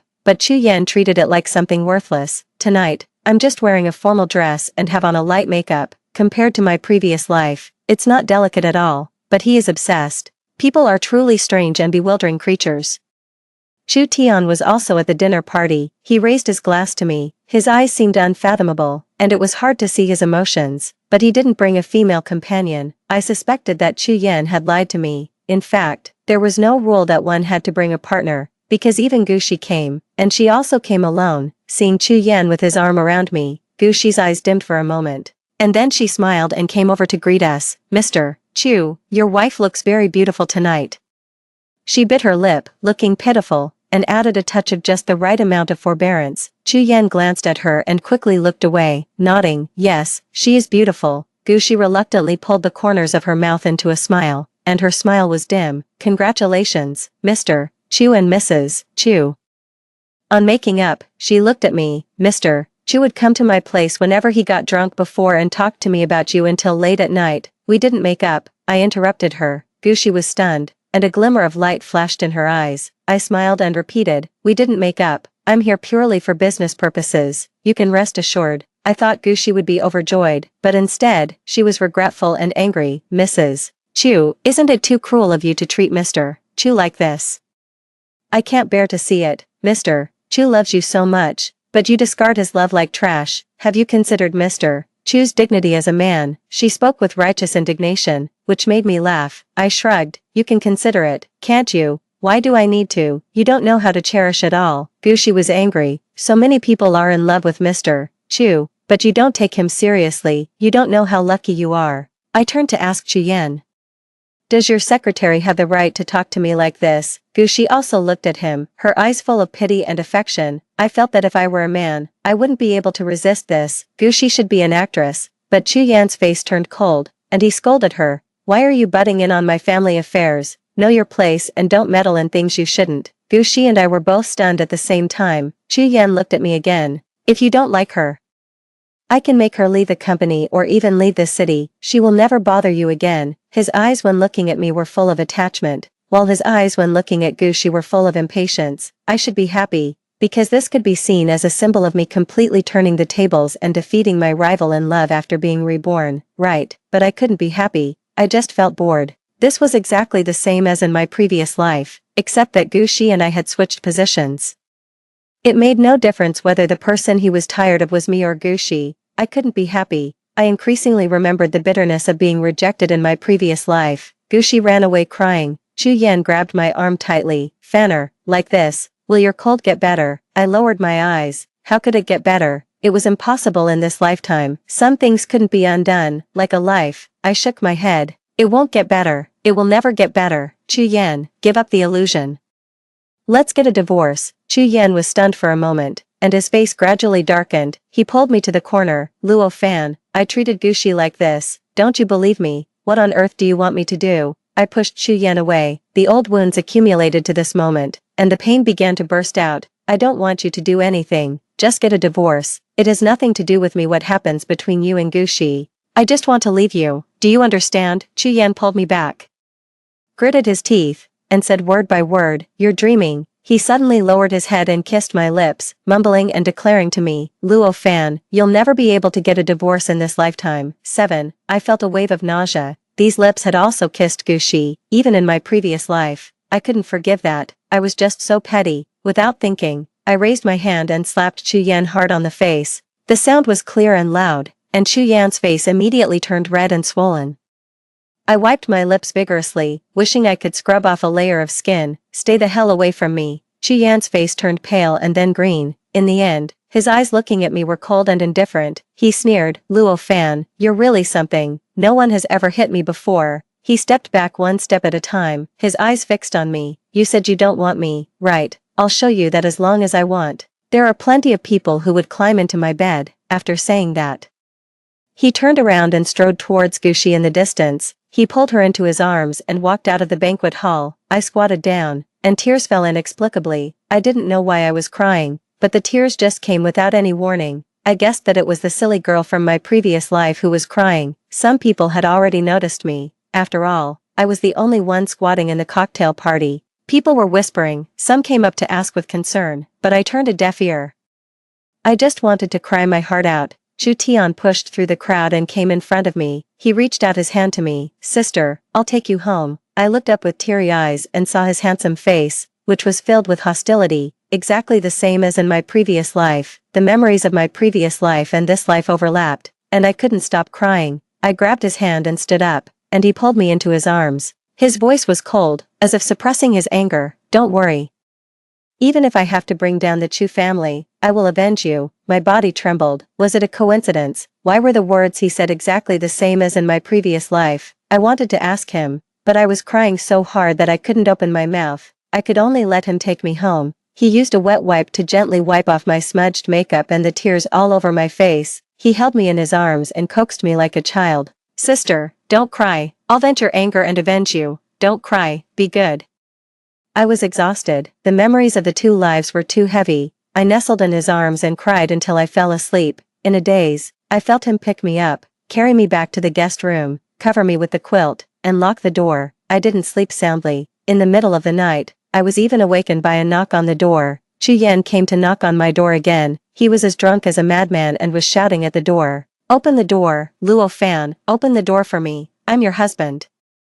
And I want to come in," he shouted hoarsely. "I just can't do anything to Gushi. You're all I can think about. You don't want me anymore. Open the door for me, Luo Fan. I won't allow you to leave me." My tears fell again. The memories of lying alone in the hospital waiting to die came crashing in overwhelmingly and couldn't be suppressed. I suddenly opened the door and slapped Chu Yan in the face. Chu Yan was stunned. Before he could come to his senses, I slapped him again. I was in tears. "Chu Yan, I lost my life for you, a life. Can you ever make up for that?" I sobbed uncontrollably. "When I was waiting to die in that cold hospital, you were getting married to Gushi. I called you just begging you to change your mind, but you didn't even answer the phone. You cut off my last hope. I didn't die in a car accident. I died at your hands." Chu Yan stood there like a wooden chicken. He opened his mouth but didn't know what to say. I squatted down and covered my face. "Once you do something, the ending is already determined, and no one can change it. Chu Yan, it's not that I want to leave you. It's you who pushed me away with your own hands. Pushed me into the abyss. I got reborn once. Please let me go." "Okay." Chu Yan wanted to come up and help me up. "Fanner, I understand. You have a mental problem, right? Are you so afraid that something will happen between me and Gushi that you're having hallucinations?" "It's okay, Fanner. Tomorrow I'll arrange for a doctor, and we'll go see him. Everything will be fine after that." Before he could finish his words, he suddenly collapsed in front of me. Chu Tian stood behind him, clapped his hands, and said expressionlessly, "He talks too much." I let him sleep for a while. I nervously reached out my hand to feel Chu Yan's breath and let out a sigh of relief. He was still alive. Chu Tian kicked Chu Yan to the side and slowly squatted down beside me. I noticed that he was shaking, very violently. His hands were trembling, and he held me tightly without letting go. He didn't even want me to go back to bed to sleep. He just sat on the ground, holding me tightly in his arms, not saying a word, as if he had just survived a disaster and was still in shock. I asked him to let me go several times, but he seemed not to hear me and just kept holding me, until early in the morning. I couldn't hold on anymore and fell asleep. Before I fell asleep, I heard his hoarse voice. "That dream, it's real." I slept in Chu Tian's arms for 2 hours and then couldn't fall asleep anymore. When I woke up, the pent-up anger in my heart seemed to have dissipated, and I could no longer feel the silly girl from my previous life crying. Maybe she had finally let go and decided to disappear from this world. After she disappeared, it was time for me to leave too. I looked at Chu Tian. He still hadn't slept. His originally clear eyes were now full of bloodshot. When he saw me open my eyes, he hugged me tightly, as if afraid that I would disappear too. I smiled weakly at him. "Can you help me move?" Chu Tian nodded and stood up. We stepped over Chu Yan, who was still unconscious in the corridor, and started packing my luggage. In less than half an hour, I moved back to my parents' empty house. Before leaving, I looked at the Chu family house that had been cleaned up and no longer had any marks of my existence. I smiled bitterly, turned around, and walked out towards the rising sun. Every day from now on would be brand new. 8. After I moved out, Chu Yan fired Gushi immediately. Then he came to pester me, beg me, and try to persuade me. But he didn't dare to go too far. He always thought that I had a mental illness and that provoking me would make me relapse. He would comply with everything except the divorce. As soon as I got excited, he would leave immediately. Later, he didn't have much time to focus on matters of the heart. Chu Tian started his revenge on the Chu family, having planned for a long time. With his preparedness against the Chu family's lack of vigilance, Chu Yan was in a complete mess. No one expected that the once neglected child of the Chu family would one day grow into a wolf and, for no apparent reason, turn back to devour his own family. This revenge lasted for a year. Chu Tian became a new upstart in the business world, while the Chu family was severely damaged and never returned to its former glory. it was I who asked Chu Tian to stop. It wasn't out of sympathy for Chu Yan, but because Chu Tian made me worried since the night he held me. The hostility in his eyes had never disappeared, instead, it had become stronger and stronger. Sometimes he would fall silent without any warning, and then he would hug me tightly, forcing me to swear that I would live well. I thought it wasn't me who had a mental problem, but him. I forced him to stop straining himself and take a rest for a while. Chu Tian didn't agree, so I got angry. He was especially afraid of making me angry. He always thought that if I got angry, I would do something stupid that couldn't be undone. I was so angry that I even laughed. I didn't know where he got that illusion from. Anyway, Chu Tian agreed to stop and rest. Chu Yan finally managed to catch his breath and came to find me. He was no longer as dashing as before. His handsome face was unshaven, and he looked extremely haggard. He never used to drink during the day, but now, even in the afternoon, there was a faint smell of alcohol on him. He smiled bitterly. After you left, I'd been in pain every day. I'd been suffering from insomnia for a long time. He sat on the chair, with dark circles under his eyes, looking as if he hadn't slept for a long time. He pleaded with me, "Fanner, let me sleep here for a while." "Okay." After you left, I realized that I can only sleep well when I'm in a place with you. I sighed but didn't say anything. Chu Yan fell asleep quickly, but he didn't sleep soundly. He seemed to be having a dream. His eyes were constantly moving under his eyelids, and his eyebrows were furrowed tightly. After a while, he became restless and started talking in his sleep. "No, stop it, Fanner, stop." He even shouted, "Luo Fan, hold on, cooperate with the doctor, wait for me to save you." After shouting for I don't know how long, he started sobbing. A man who had never shed tears before began to cry softly. From soft sobs, it turned into heart-wrenching cries. I seemed to be infected by his emotions too. Scenes from my previous life flashed uncontrollably in my mind. From the moment we met and fell in love to the time of his betrayal and my death, my tears fell one after another, and I choked up and couldn't speak. That silly girl, how is she now? Has she entered eternal sleep? It seemed like a very long time passed. Chu Yan woke up from his dream with red eyes and tears still on his face. He suddenly jumped up and rushed over to look at me. He examined me carefully, tremblingly reached out his hand, and stroked my face. "Fanner, you're still alive, that's great." His eyes were red-rimmed. "I had a dream. In the dream, I did something stupid that made you leave." His voice was hoarse, and tears rolled down his face. "That dream was so terrifying. After you left, I realized how stupid I was. I was in so much pain that I tried to call back your soul. I searched all over the world for a master, but I couldn't bring you back."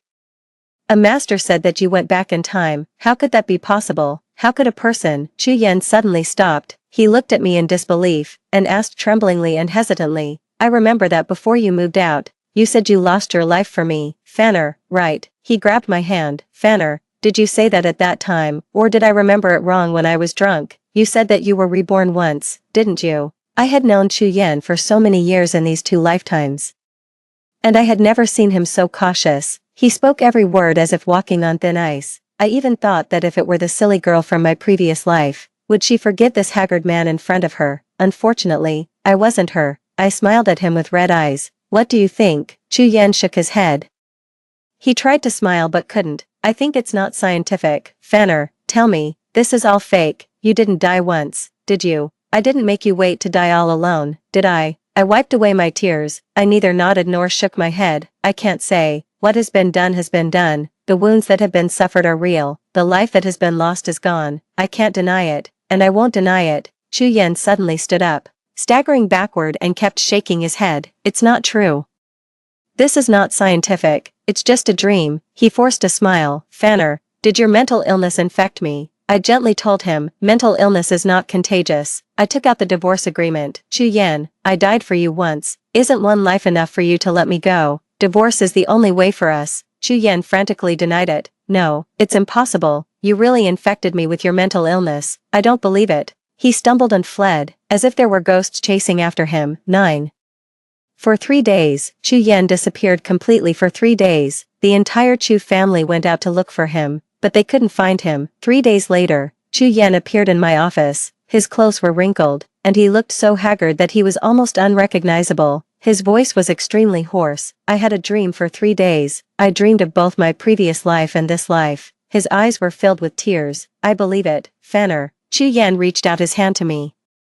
"Give me the divorce agreement. I'll sign it, Fanner. I have no face to win you back. I took out the divorce agreement and gave it to him. He signed his name without even looking at it. When he left, tears rolled down his face. I, Chu Yan, will never marry for the rest of my life and will never touch any other woman. Fanner, this is my atonement for you. Looking at his haggard back, my heart ached, but at the same time, I felt a sense of relief. The marriage that spanned 2 lifetimes finally came to an end. I closed my eyes wearily, but for some reason, I fell into a dream in a daze. Maybe I was just too tired. I fell into the same dream as Chu Yan. Scenes from my previous life flashed before my eyes, all the way until I was waiting to die in the hospital and Chu Tian came to see me off for the last time. I thought my dream was about to end. After all, my life had ended too. But no, the dream continued. I saw Chu Tian crying while holding my cold body, and the hostility in his eyes grew stronger and stronger. His cold fingertips wiped the blood off my face, and he gently whispered in my ear, "Sister, when I come back after taking revenge, I'll tell you a secret." Tears fell on my face, feeling cold. Later, Chu Tian launched a crazy revenge on the Chu family, bringing down a big family until it was worthless. I don't know how many people committed suicide or were imprisoned, but Chu Yan, the head of the Chu family, didn't care at all. Even when the Chu family collapsed and even when Gushi was so stimulated that she had a miscarriage, everyone said that Chu Yan had gone crazy. He went around looking for people who could communicate with the spirit world and begged people all over the world to call back my soul. He went to all the places in the country, then packed his bags and went to Nepal, India, Thailand, Mexico, and all the places he could go. When the Chu family collapsed and he had no money left, he could only earn money by working part-time to look for me. He searched for 5 years. In the 5th year, someone told him that I had gone back in time. He then started looking for a way to go back in time. Another 5 years passed. He had aged prematurely and had a head full of white hair. Chu Tian appeared in front of him and told him coldly, "Even if you find her, will she still want to see you? You were the one who killed her. Would you forgive the person who killed you?" Chu Yan was stunned. He sat there blankly for a whole night and gave up looking for me the next day. He became an alcoholic, drinking day and night, and was plagued by diseases. When he was sent to the hospital, he gave up treatment and cut off his own chance of survival. And Chu Tian, he buried me in a sea of flowers. No matter how busy he was every day, he would go to the sea of flowers to visit me. He also drank alcohol. When he was drunk, he would look at my tombstone and cry, "Sister, do you know why I spared Chu Yan's life? Because I also wanted to find you. I tried every means but failed, so I could only place my hope in Chu Yan. At least Chu Yan didn't forget you just like me. With one more person in the world thinking of you, maybe you would come back." He would talk to himself in front of my tombstone. "Sister, when everyone looked down on me, only you would smile at me, care if I had a fever or was hungry, secretly give me gifts, and feed me medicine." He said, "Sister, I said I would tell you a secret. The secret is that from the first time you smiled at me, I fell in love with you. No one has a more beautiful smile than you. I secretly planted this sea of flowers. I thought that when it became the most beautiful, I would also become powerful. I would snatch you over and propose to you here. But sister, I didn't wait until that day." Just like that, he stayed in front of my tombstone for his whole life and never married. 10. When I woke up from the dream, I was exhausted all over and had tears streaming down my face. I remembered him gently saying in my ear, "Don't worry, even if I have to bring down the Chu family, I will avenge you." Chu Tian hesitated for a moment. "I'm in a garden." I had never heard that Chu Tian had been to any garden, but suddenly, as if struck by inspiration, I thought of the sea of flowers in my dream. I drove straight there. Sure enough, among the pink peach blossoms and pale yellow flowers, I saw his thin and tall figure. His eyes were misty, as if he had just woken up from a dream. He didn't even have time to be surprised when he saw me. He reached out his hand to me. "Sister, I just dreamed of you again." He was still in a state of shock and not fully awake. "In the dream, I stayed by your side here for my whole life. I don't want to have this dream anymore." I placed my hand in his palm and let him hold it. Tears welled up in my eyes involuntarily. "Did you plant this sea of flowers?" His ears turned slightly red, and he nodded. "What did you plant it for?" "For the person I like to see." "Did the person you like see it?" Chu Tian looked at me deeply, gently pulled me, and drew me into his arms. "She saw it. She is right by my side." There was a determined look in his eyes, but also a trace of uneasiness. "But I don't know if she likes me." "I do." I nodded vigorously. "I do like you." I looked at his handsome face. There was an expression of disbelief and joy in his eyes, and even the arm around me was careful, afraid of hurting me. It was this cautious man who became filled with hostility for me and brought down his own family to avenge me.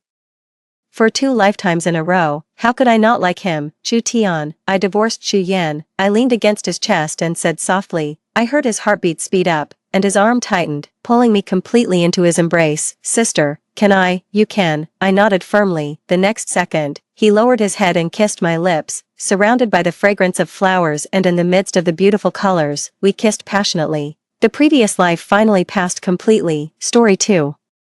I instinctively stepped in front of her as I watched Lu Zhao move. I smiled at them, even though my eyelashes trembled. Really, if you think I'm a bully, then call the police. Let the police handle it. Okay. I walked past them. Jiang Shuhuai suddenly grabbed my wrist. I heard him say, apologize to your sister. Lu Zhao stepped in front of me, lowered his head, and advised, Lin Xia, I don't want you to become so vindictive. Why is everyone scolding me when I haven't done anything wrong?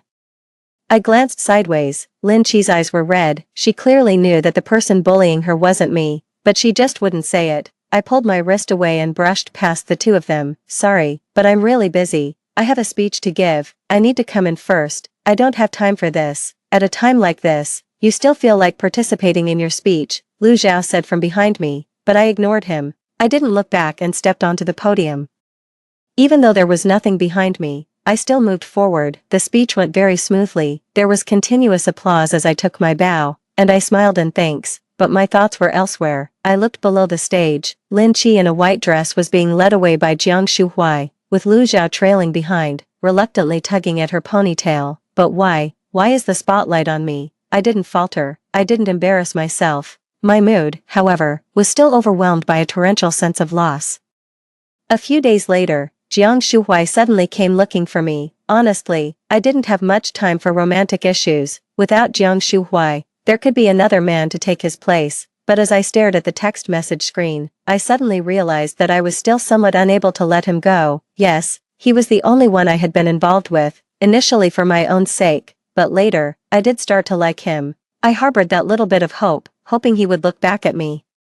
Or realize that it was impossible for me to bully my own sister. Yet he dragged me to a secluded gym, then he gripped my wrist tightly and said, Lin Xia, can't you stop tormenting your sister? Why are you spreading rumors that your sister is the homewrecker in our relationship? We've already broken up. Can you have some shame, Lin Xia? I blinked, almost laughed out of anger. That little bit of affection for him disappeared in an instant. No, Jiang Shuhuai, who told you I was spreading rumors?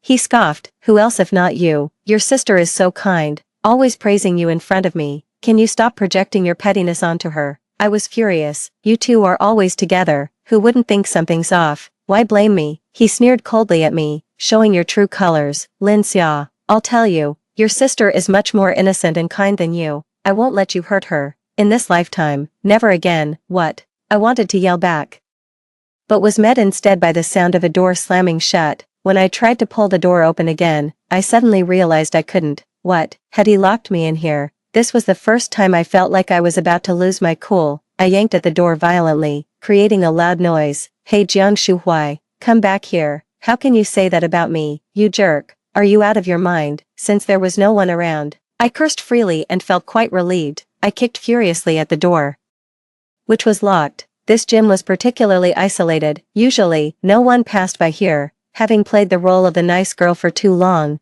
this was a perfect moment to vent. By the time I was exhausted from kicking and felt a sourness in my nose, a soft chuckle suddenly came from beside me. Lin Xia, so this is the kind of woman you are. 14, I slowly turned my head. A young man I didn't recognize was sitting on an abandoned mat in the gym. He was swinging his legs as he watched me.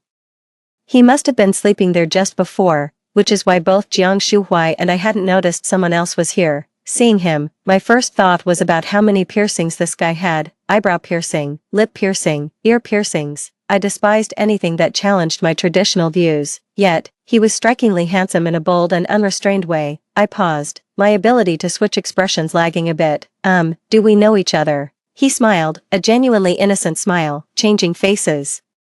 Weren't you just banging on the door a second ago? How did you turn into a lady so quickly? I ignored his teasing. Smiling, I asked him, classmate, do you know if there's another door out of this gym? He shook his head. Just that one, locked by your dear boyfriend. I nodded and used my phone to contact a friend to rescue me. He hopped off the mat, hands in his pockets, and sauntered over to me, laughing beside my ear. He said, Lin Xia, you really don't recognize me.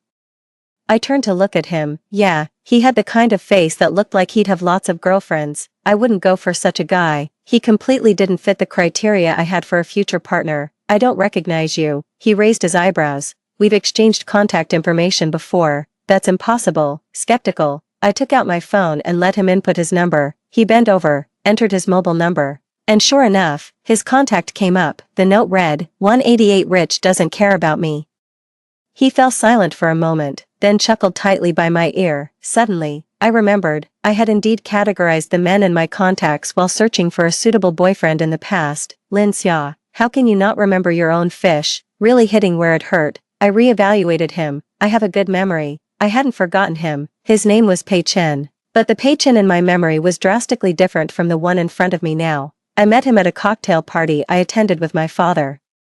If the Jiang family's enterprises cover half the city, then the Pei family really permeates every aspect of the entire city as a major influential clan. Even my father tries to curry favor with them. The reason I didn't recognize him at first was because I clearly remembered him. At the party, he was dressed in a black suit, exuding an icy, unapproachable aura. He ignored me on WeChat, very aloof. I tried to ask him out several times, but was consistently rejected. Since our chance meeting at the gym, Pei Chen started to seek me out frequently. Consequently, I changed his contact name from Tall, Rich, doesn't care about me to Tall, Rich, crazy. These are things I would never tell him. His family's wealth means connections for me, and his interest in me suits my intentions perfectly. As for romantic feelings, I've come to a clear realization. Men are no good. Jiang Shuhuai and I are done, though it seems he hasn't gotten together with Lin Qi either. Sometimes at school, I see him waiting outside the classroom for Lin Qi. Looks like he's still pursuing her. I don't have time to worry about these things. My dad has started handing over company matters to me, so I'm even busier. Actually, I know he was originally planning to tutor Lin Qi, but honestly, she's not very bright. I thought I had finally outshined Lin Qi. I thought I had proven myself to him, that I could win back my dad's attention, but that afternoon, my dad sat at the head of the table and poured me a cup of tea, saying word by word, Xia Xia, study hard. In the future, you will assist your sister. I've been working so hard. I study from dawn till dusk. I have no time for fun. I desperately seek others' approval, and what do I get? My dad just wants me to learn all this, only to pave the way for my sister who only knows about love and romance. That afternoon, I had a huge fight with my dad. He smashed the inkstone and pointed at me, too angry to speak. Do you know, actually you, at that moment, I felt like my dad was about to reveal something he'd kept from me for a long time, but then, a blur of white burst in. Enough, Dad, don't say any more.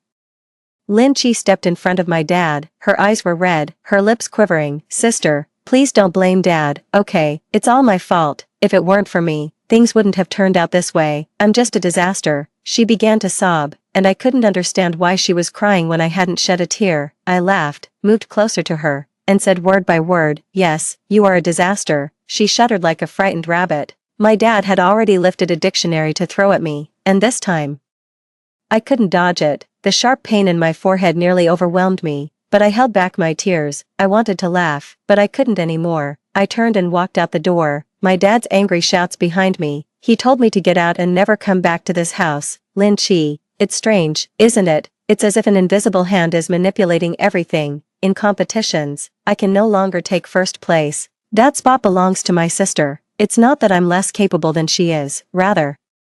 It's because our mentor saw her efforts and was moved by her, saying that she was touched by my sister's dedication. My sister always makes an effort to befriend those who are close to me, claiming she wants to be closer to her big sister. Then, after some time, I don't know why, but those friends start to distance themselves from me. Lately, rumors have been swirling around the school. They say I'm a bully. They call me a malicious and hypocritical woman.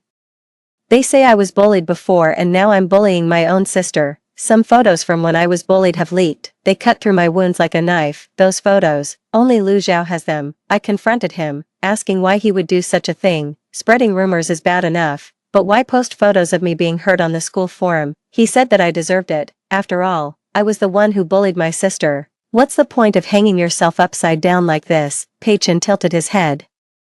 Standing in front of me, I was indeed hanging upside down from the bar in the deserted gymnasium. Of course, it was to prevent myself from crying, but I forgot. Pei Chen also often comes here to sleep. Over the many days we've spent together, Pei Chen and I have grown familiar. I know he seems aloof, but in reality, he's a bit silly. I know he's lonely too, which is why he always seeks me out. No one else plays with him because they say he's bad luck. Pei Chen, I recently read a novel. It's about a fake heiress who rules over the household until the real heiress returns. I feel like I'm that fake heiress. I'm the villain who usurps someone else's place, the malicious cannon fodder, the secondary character who ends up being abandoned and humiliated. He looked down at me, then smiled. Really, there's no secondary character as adorable as you. He smiled and helped me down from the bar. Come down. If you keep hanging like that, you'll get a rush of blood to the head.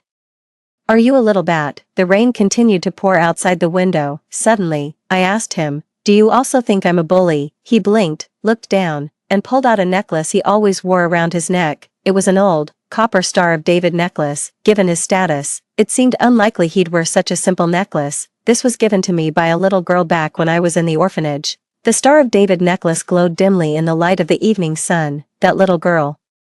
She was my hope to keep living. She told me that it is the cracks in life that let the light in. Lin Hua, you can also be a gentle and kind person, a strong and relentless protagonist, a heroine whose life comes full circle. The path you choose is up to you, isn't it? Yes, so what if fate plays with me? What does it matter if the whole world isn't on my side? Even in death, I shall die beautifully. That's how I continue to live. Even if my bones are shattered, I will stand up.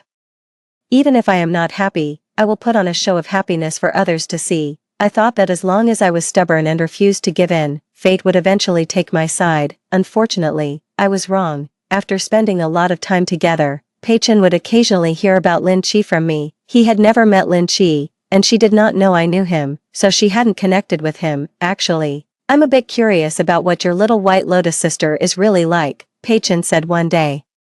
Chewing on his straw, Little White Lotus was the nickname he had given my sister. I could tell from his tone that he didn't like her, but I still frowned subconsciously. Don't go looking for her. She has something evil about her, something very sinister. I don't know what came over me. I actually didn't believe that Pei Chen would be swayed by Lin Chi. He was different from others. He was mentally ill. And the thoughts of the mentally ill are unpredictable, but I was still uneasy. What? Are you afraid I'll be taken away by her? Pei Chen was energized, teasing me, and truthfully, I was afraid. Pei Chen was the only one who stood by my side, even though he was ill. Really, how could I possibly leave you? Pei Chen smiled easily, just as a delicate voice sounded from behind me.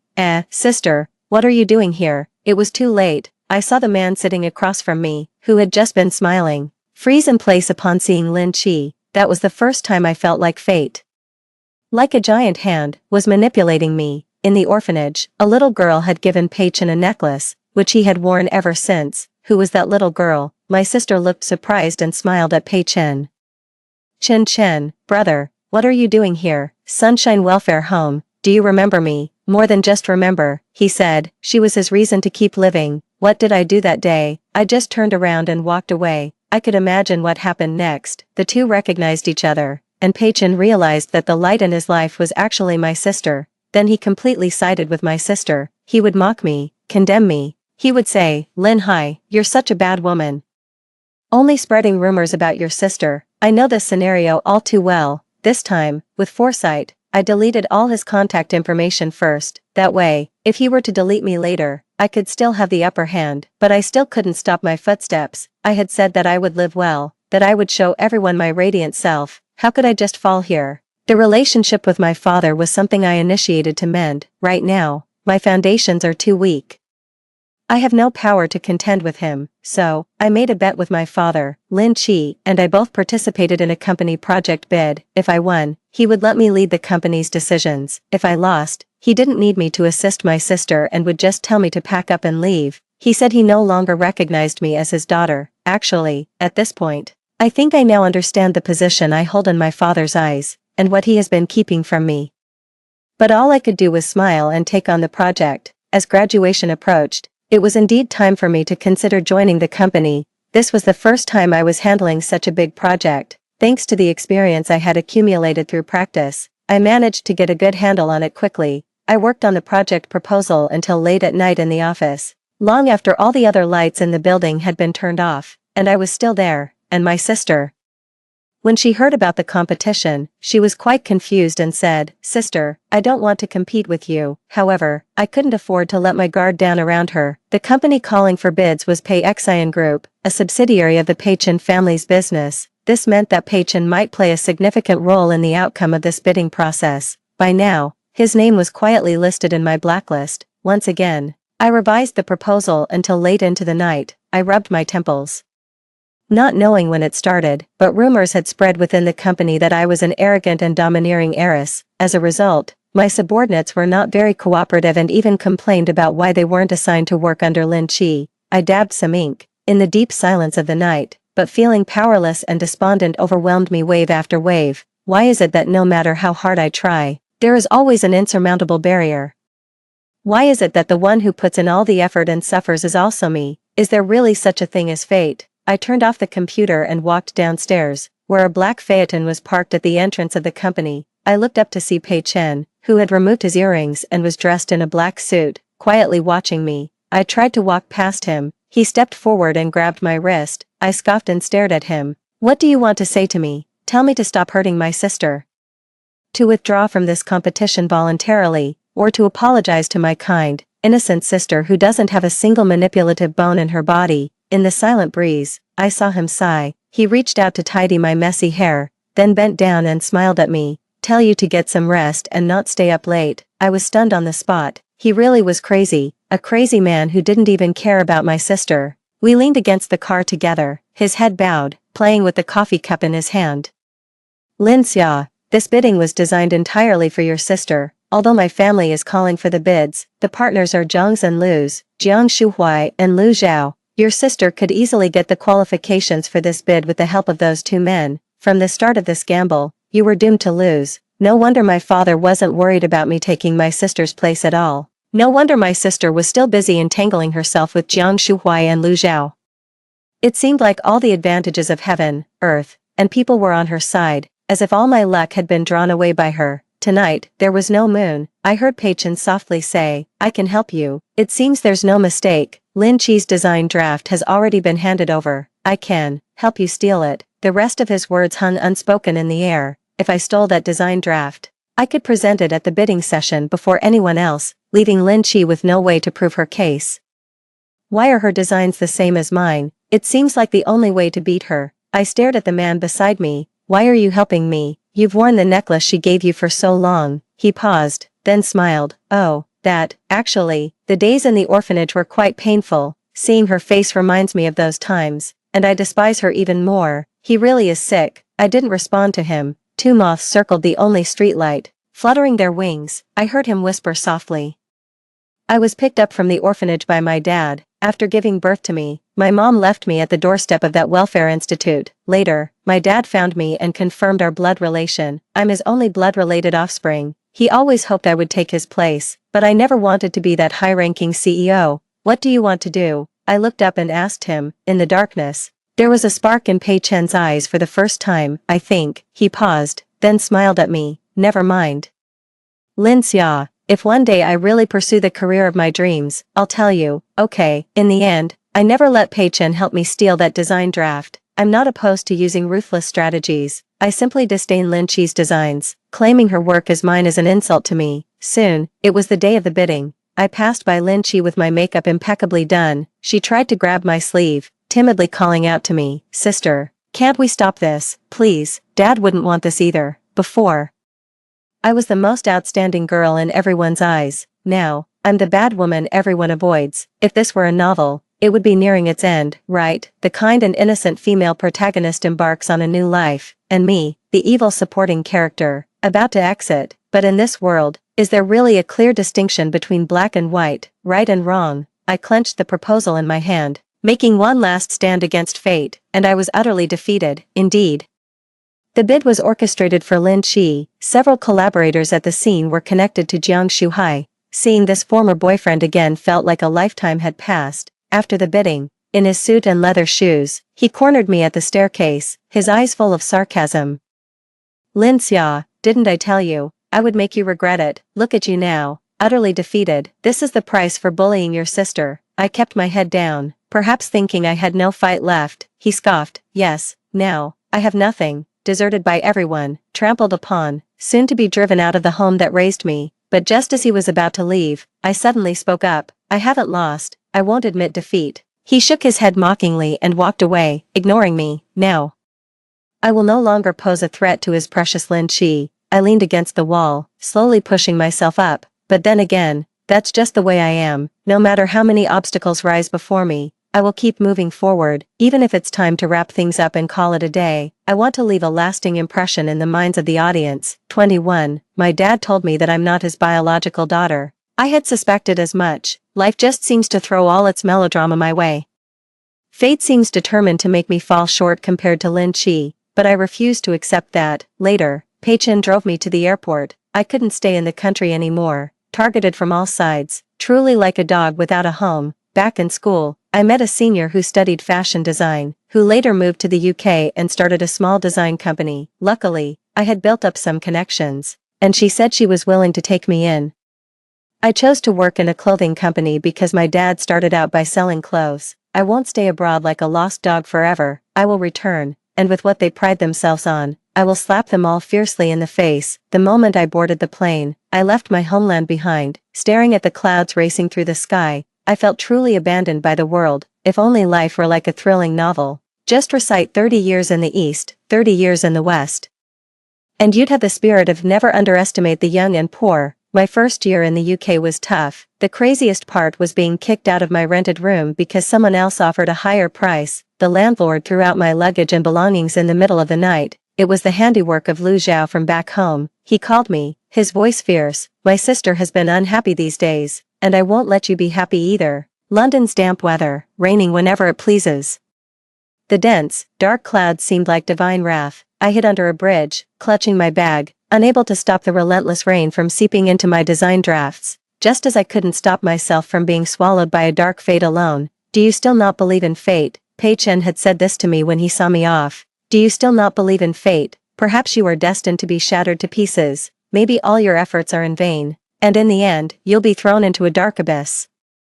Will you still resist? Will you still try, even if it might be futile? I wiped the rain off my cheeks. My fingers trembled as I dialed that number, until I heard his clear, calm voice on the other end. Hello, you finally decided to call me. That's quite heartless of you. He always seemed to care for no one, detached from the world, unpredictable. I gripped the phone tightly and asked him softly, Pei Chen, should we believe in fate? The person on the other end paused for a moment, then replied, I'm still looking for the answer to that question. Later, I found out. The night I called Pei Chen, he had just had a fallout with his family. A brilliant graduate from a prestigious school, Pei Chen had run away from home. He said he wouldn't do it if he didn't want to, refusing to take over the family business, leaving his bank cards and all his savings on his father's desk. Later, I learned of his ambitions. It was a year and a half later, from the other side of the world. As the seasons changed from spring to autumn, it seemed as though all the world's troubles and miseries had descended upon Pei Chen and me. I faced my 11th partnership rejection on the streets of London. Meanwhile, Pei Chen, amidst the chaos of war in Syria, lost his most expensive camera lens. His ambition was to be a war photographer, a passion rooted deeply in his heart since his days at the orphanage that took in numerous children abandoned during the Southeast Asian wars. During what would be our last phone call, amidst the blaring alarms of the war zone, Pei Chen told me, Lin Xia, I've figured it out. This is what I'm meant to do. All our subsequent communications were through letters, through his words. I could vividly imagine the scenes of relentless shelling and buildings shattered by the smoke of gunpowder. Yet, what struck me the most were the innocent, clear eyes of the children beneath the rubble. He recounted how he failed to save a little girl when enemy planes bombed their location. An officer dragged him to shelter just in time, but the girl was not so fortunate. Later, frantically searching through the ruins, he found only fragments of her pink dress, which led him to an emotional breakdown. Life often felt like a cruel joke, as if we were competing in our misfortunes through our letters. I was betrayed by a designer in my company, while Pei Chen nearly lost a leg to a bomb dropped near him, but eventually, fate seemed to loosen its grip. My design company began to pick up, and one of Pei Chen's photos was featured in an international exhibition. Upon winning an award, he said, if the falling bombs don't strike the soul, what about the pure eyes of a child beneath them? Such children, amidst war, are countless. Pei Chen sent many of his photos directly to me. Sometimes, I would help him select some to submit to journals and websites. One day, I noticed a phrase scribbled on the back of one of his photos, hurried yet firm, if your pictures aren't good enough, you aren't close enough. This, perhaps, encapsulates the essence of what drives individuals like Pei Chen to dedicate their lives. In the 5th year after leaving my hometown, our design company finally found its footing. I received a prestigious international award for my design work. Marking a turn of fortune in my favor, I welcomed the dawn amid the sounds of the coastal waves, but I could no longer find Pei Chen. He hadn't contacted me for a long time, and for a whole year, there was no word from him. Such is the life of a war correspondent, visible in front of the camera one day, possibly gone the next, forever remaining on the battlefield, unable to reach Pei Chen. I felt an anxiety I hadn't experienced in a long time. When had I started caring so much about him? Was it because of the relentless letters he sent, or the occasional calls from a war-torn area, or the photos he took and sent to me all at once? He once said, "Lin Xia, if one day I'm gone, could you sort through and publish them for me?" Snapping back to reality, I had already exhausted all my connections, repeatedly going through the letters he wrote to me. However, Pei Chen had been missing for too long. It seemed as if my luck improved as Pei Chen disappeared. The company grew larger, and my status in the fashion industry rose steadily, as if an invisible hand were pulling me forward. The joy of ascending, clearly something I had looked forward to, now enveloped me in a sense of loss that no one else could share. On New Year's Eve, I walked alone through the streets of London. Over the years, the British have also taken quite a liking to celebrating Chinese New Year. Even some streets were adorned with bright red lanterns, yet, for me, this festive unity felt meaningless. As I walked with my head down, a pair of boots suddenly appeared before me. For some reason, at that moment, all the resentment, frustration, and grievances I had suffered in this foreign land erupted. I stared at the man in front of me and pushed him, demanding, "Where have you been? Ah, where have you been? Couldn't you have told me? Is it that hard to send a letter? Just a few pieces of paper. Do you even know? I thought you were already." I couldn't finish my words, because suddenly, he pulled me into his embrace. It had been so long since I had hugged someone that his warmth felt almost unreal. "I'm sorry." His voice was hoarse. "I was kidnapped by local armed forces while reporting in the Syrian war zone." He rested his chin on my shoulder, gently massaging my head with his fingers. "We were held by local warlords for 9 months.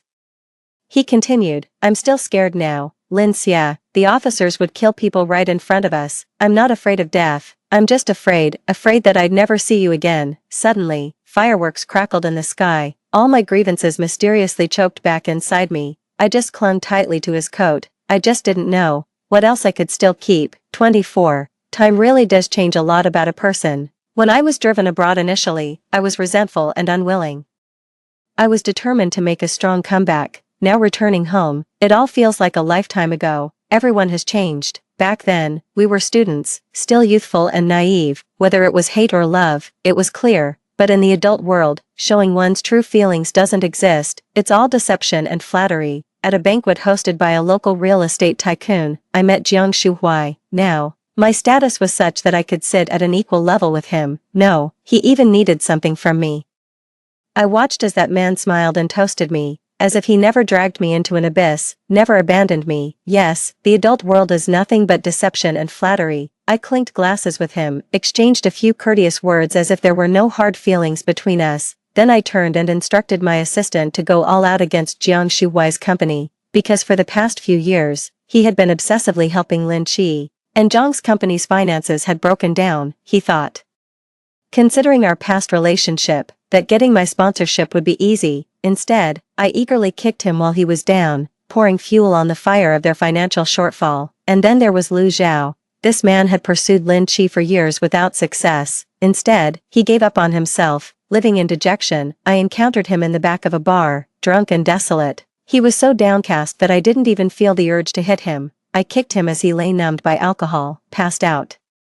Then I told my assistant to release the stray dogs we had in the car. For a moment, in that deep alley, the air was filled with a man's screams and the howling of wild beasts. 25. So, the mastermind behind all this, my dear sister, Lin Qi, where has she gone? Fate has once again led us to opposing sides. Another bidding conference, only this time. The bid was decisive for my company's success in penetrating the domestic market. During the previous meetings, I saw my sister. She still liked wearing white dresses, as I expected, she rose to power on our father's coattails, thriving magnificently. She blinked her big eyes as we shook hands. She whispered in my ear, "Sister, how could you come back? Do you want me to take everything away from you again?" This was the little rabbit, showing her fangs to me for the first time. 26, I think. Perhaps, I truly threatened her this time. She squinted her eyes, smiling sweetly at me. I always vaguely knew she was scheming, but she hid it so well, and the people around her seemed bewitched by her. Pei-Chen returned to the country 2 weeks before the bidding conference. At that time, I was frantically busy, preparing for this bid, to beat Lin Qi. I had to be thoroughly prepared, so much so that not even a nanomicroscope could find a flaw. After downing my 3rd cup of coffee, he demanded over the phone, "Come down, stop looking at that lousy draft." I got into Pei-Chen's car, and then promptly fell asleep. No amount of caffeine could fend off the sleepiness. He sighed, reluctantly covering me with a blanket. I woke up at dusk. A slanted beam of dim light from outside the window seeped in. He was holding a camera, seemingly capturing something unknown. "Stop taking pictures." I rubbed my hair, telling him I hadn't even put on makeup yet. He put the lens cap back on the camera, then he handed me a folder with a wry smile. "Lin Xia, do you remember when you asked me if we should believe in fate? Now, I'm not sure anymore." I opened the folder. Inside were several photos. Lin Qi was seen holding hands with a man, entering several hotels. Pei-Chen rubbed his temples and said, "Gu Linting, you know him, right? He's the boss of the company targeted in this bidding. This guy, I don't know how he does it. His business spans the whole country, and he has powerful backing. Look," he pointed at the photos. "How many times has he been spotted entering hotels with Lin Qi?" Any doubts about who will win this bid? It was almost like this bidding was a gift for his mistress. But that wasn't what caught my attention. I flipped through the photos over and over. I asked him, "Pei-Chen, you're a war correspondent. How do you even know the paparazzi? This angle, it's purely paparazzi work, isn't it?" He coughed, his fist pressed against his lips. "Cough, I took them myself. No regular journalist has my guerrilla photography skills." I put the photos away, then handed them back to him, smiling at him. "I get it now. Actually, I have a friend who's been working in artificial intelligence. Before coming here, he had AI calculate my chances of winning the bid. Guess what it was? 37%. But still, I feel like I can win." He froze, then suddenly laughed. He raised his camera, aimed it at me, and asked, "Why? I used to think I was the secondary character, destined to be just a supporting role, always the expendable one. But what if I'm actually the protagonist of another story? What if someone is watching me, hoping for my comeback, hoping I win, hoping I defeat my destined rival?" I looked into the camera, my lips curving into a slight smile, and softly said, "I won't lose. 37%. At some moment, 37 will become 100%. Make sure you watch closely. It's going to be a grand finale." 27. The organizer of this bidding is that elusive CEO, Gu Linting. I tried several times to meet him, but he never agreed, not until I mentioned my sister Lin Qi's name. Speaking of the grievances between us, finally, I got a 20-minute meeting opportunity. He was indeed the man of legend, with a very strong presence, every move exuding elite nobility. Powerful enough to crush someone with a flick of his wrist. He lifted his chin, looking at me arrogantly. "Miss Lin, even if you leveraged your sister to get a few minutes, I don't think there's much for us to talk about." I smiled at him, responding, "Mr. Gu, everyone is saying that I bullied my sister." His gaze became slightly fixed as he stared at me, but I clearly didn't do anything. All the men are bewitched, standing by her side and trusting her completely. "I'm worried, Mr. Gu, that you might be under the same spell." He looked visibly annoyed, glaring at me. "You dare to second-guess me?" I shook my head. "I'm just advising you to choose based on business interests, remembering the fate of Jiang Shuhuai and Lu Zhao." I added, "Otherwise, you might end up regretting it after suffering the consequences." He scoffed. "Why would choosing you be equivalent to choosing business?" I paused, then prepared to get to the main point of today's discussion. "Because, Mr. Gu, you know what my sister is really like. Have the proposals I've submitted over the past few days not been superior to my sister's? You can see that, can't you? This bidding might just be a little toy you're giving her. But have you considered that choosing me could bring greater benefits to your group? These benefits might seem minor to you, but what if they could trigger a larger chain reaction? The brand under my name went global in just 4 years since its inception. You are a rational businessman, not one to be swayed by romance, right? I only hope that you will treat this bidding process fairly." The man stared at me, saying nothing. I gave a slight bow, politely excusing myself. I didn't need a response from him. Planting this seed of thought was enough. Afterward, I threw myself nonstop into revising the proposal. The 20-minute meeting with him wasn't just idle chatter. To improve my interactions with clients, I'd even taken up some psychology.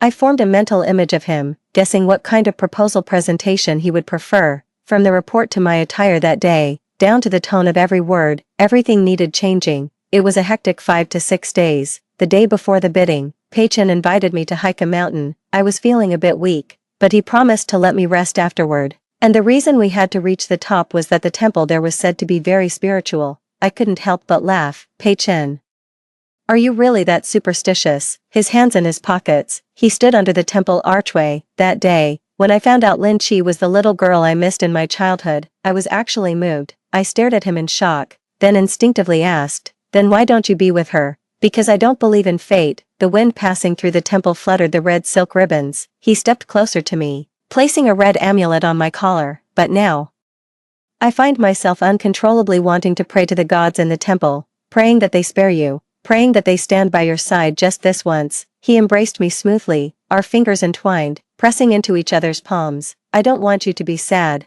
I don't want you to feel resentful. I don't want you to put in so much effort, only to end up utterly defeated. Do you know, that day, when you called and asked me if we should believe in fate, I was nearly heartbroken." I stared at the sycamore tree in the courtyard. He raised his head and rubbed his soft black hair. "I won't lose, Pei-Chen. I've told you before, I won't lose." Suddenly, the day of the bidding meeting arrived. Lin Chi seemed to really like wearing white dresses. White indeed suited her well. Seeing me, she gave me a gentle smile. It was as if I wasn't her competitor, as if I was her long-lost elder sister. There weren't a few companies participating in the bid, but actually, most knew that the final winner would be either me or Lin Chi. One of us represents a strong, emerging brand, the other is the president's mistress. Lin Chi spoke first. She really did put in a lot of effort, but beyond effort, there wasn't much else, not even able to surpass some second-tier companies. Yet, there's something peculiar about her. Despite not being perfect, she could only make people notice her strengths. After she finished, it was my turn. Standing at the podium, I felt a bit dazed.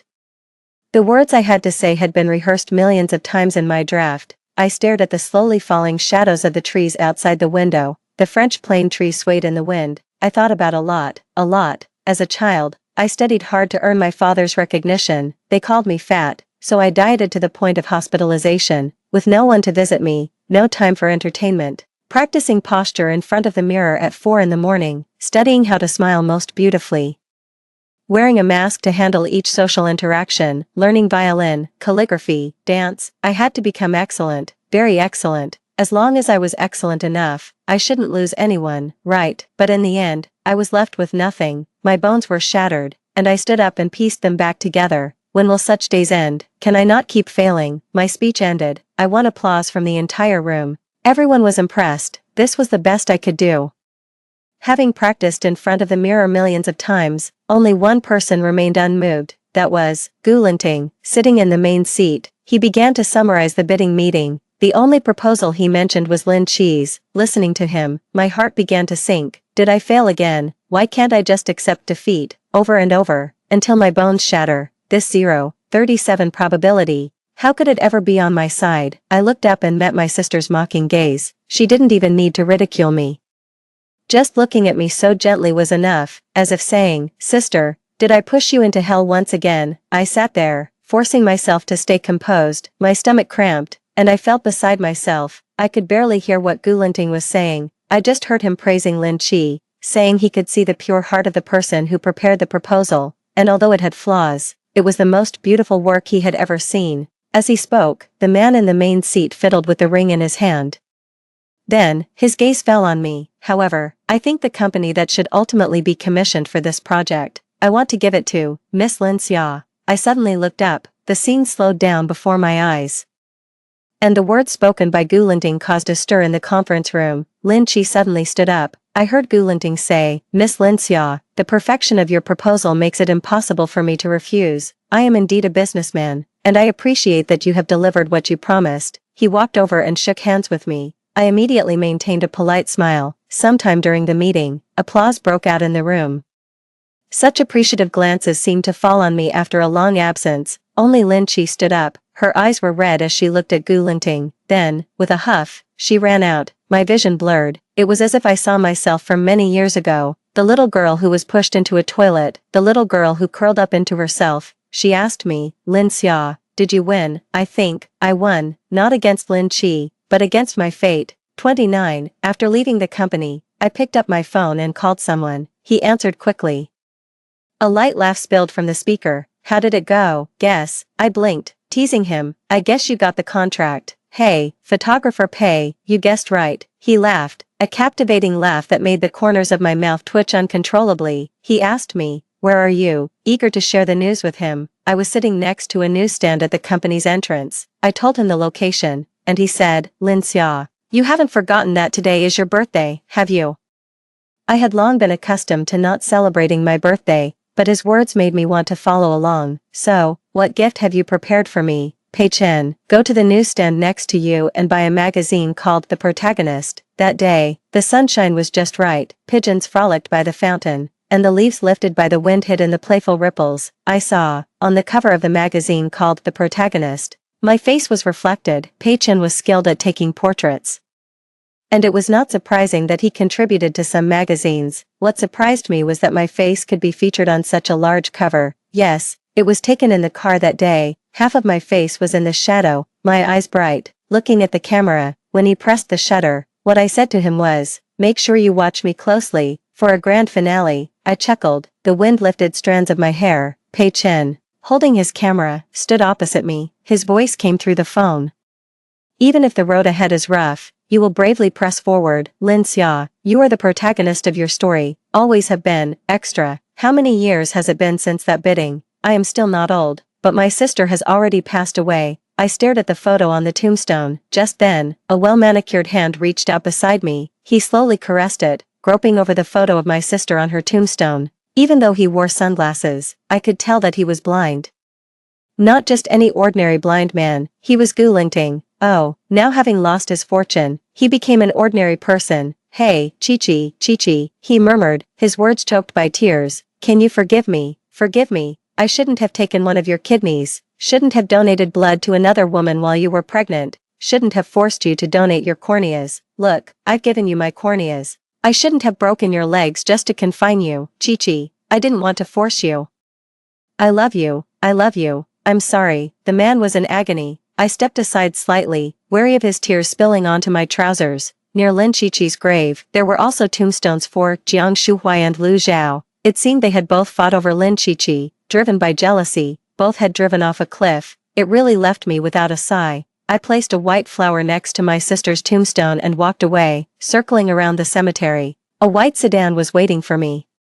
Pei Chen was leaning on the steering wheel, lazily watching me. You're quite thoughtful. Visiting your sister's grave. I shrugged. It's just to mock her fate, nothing more. He laughed, then started the car. Casually, he said, Lin Xia, I'm headed to the Libyan battlefield next month. Hey, you're always like this. Back in the country for such a short time. Lin Xia, you're not getting any younger. You should find a partner, get married. I don't know if I'll be able to attend your wedding.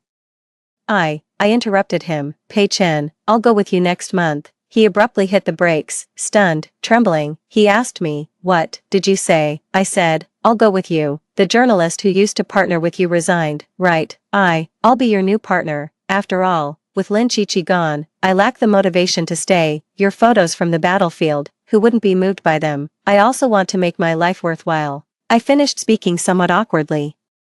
He suddenly pressed me against the car window. What are you doing? I slapped his back. There was a gleam in his eyes as he stammered, looking at me. Do you really want to come with me? I knew this guy. He liked me, wanted to whisk me away.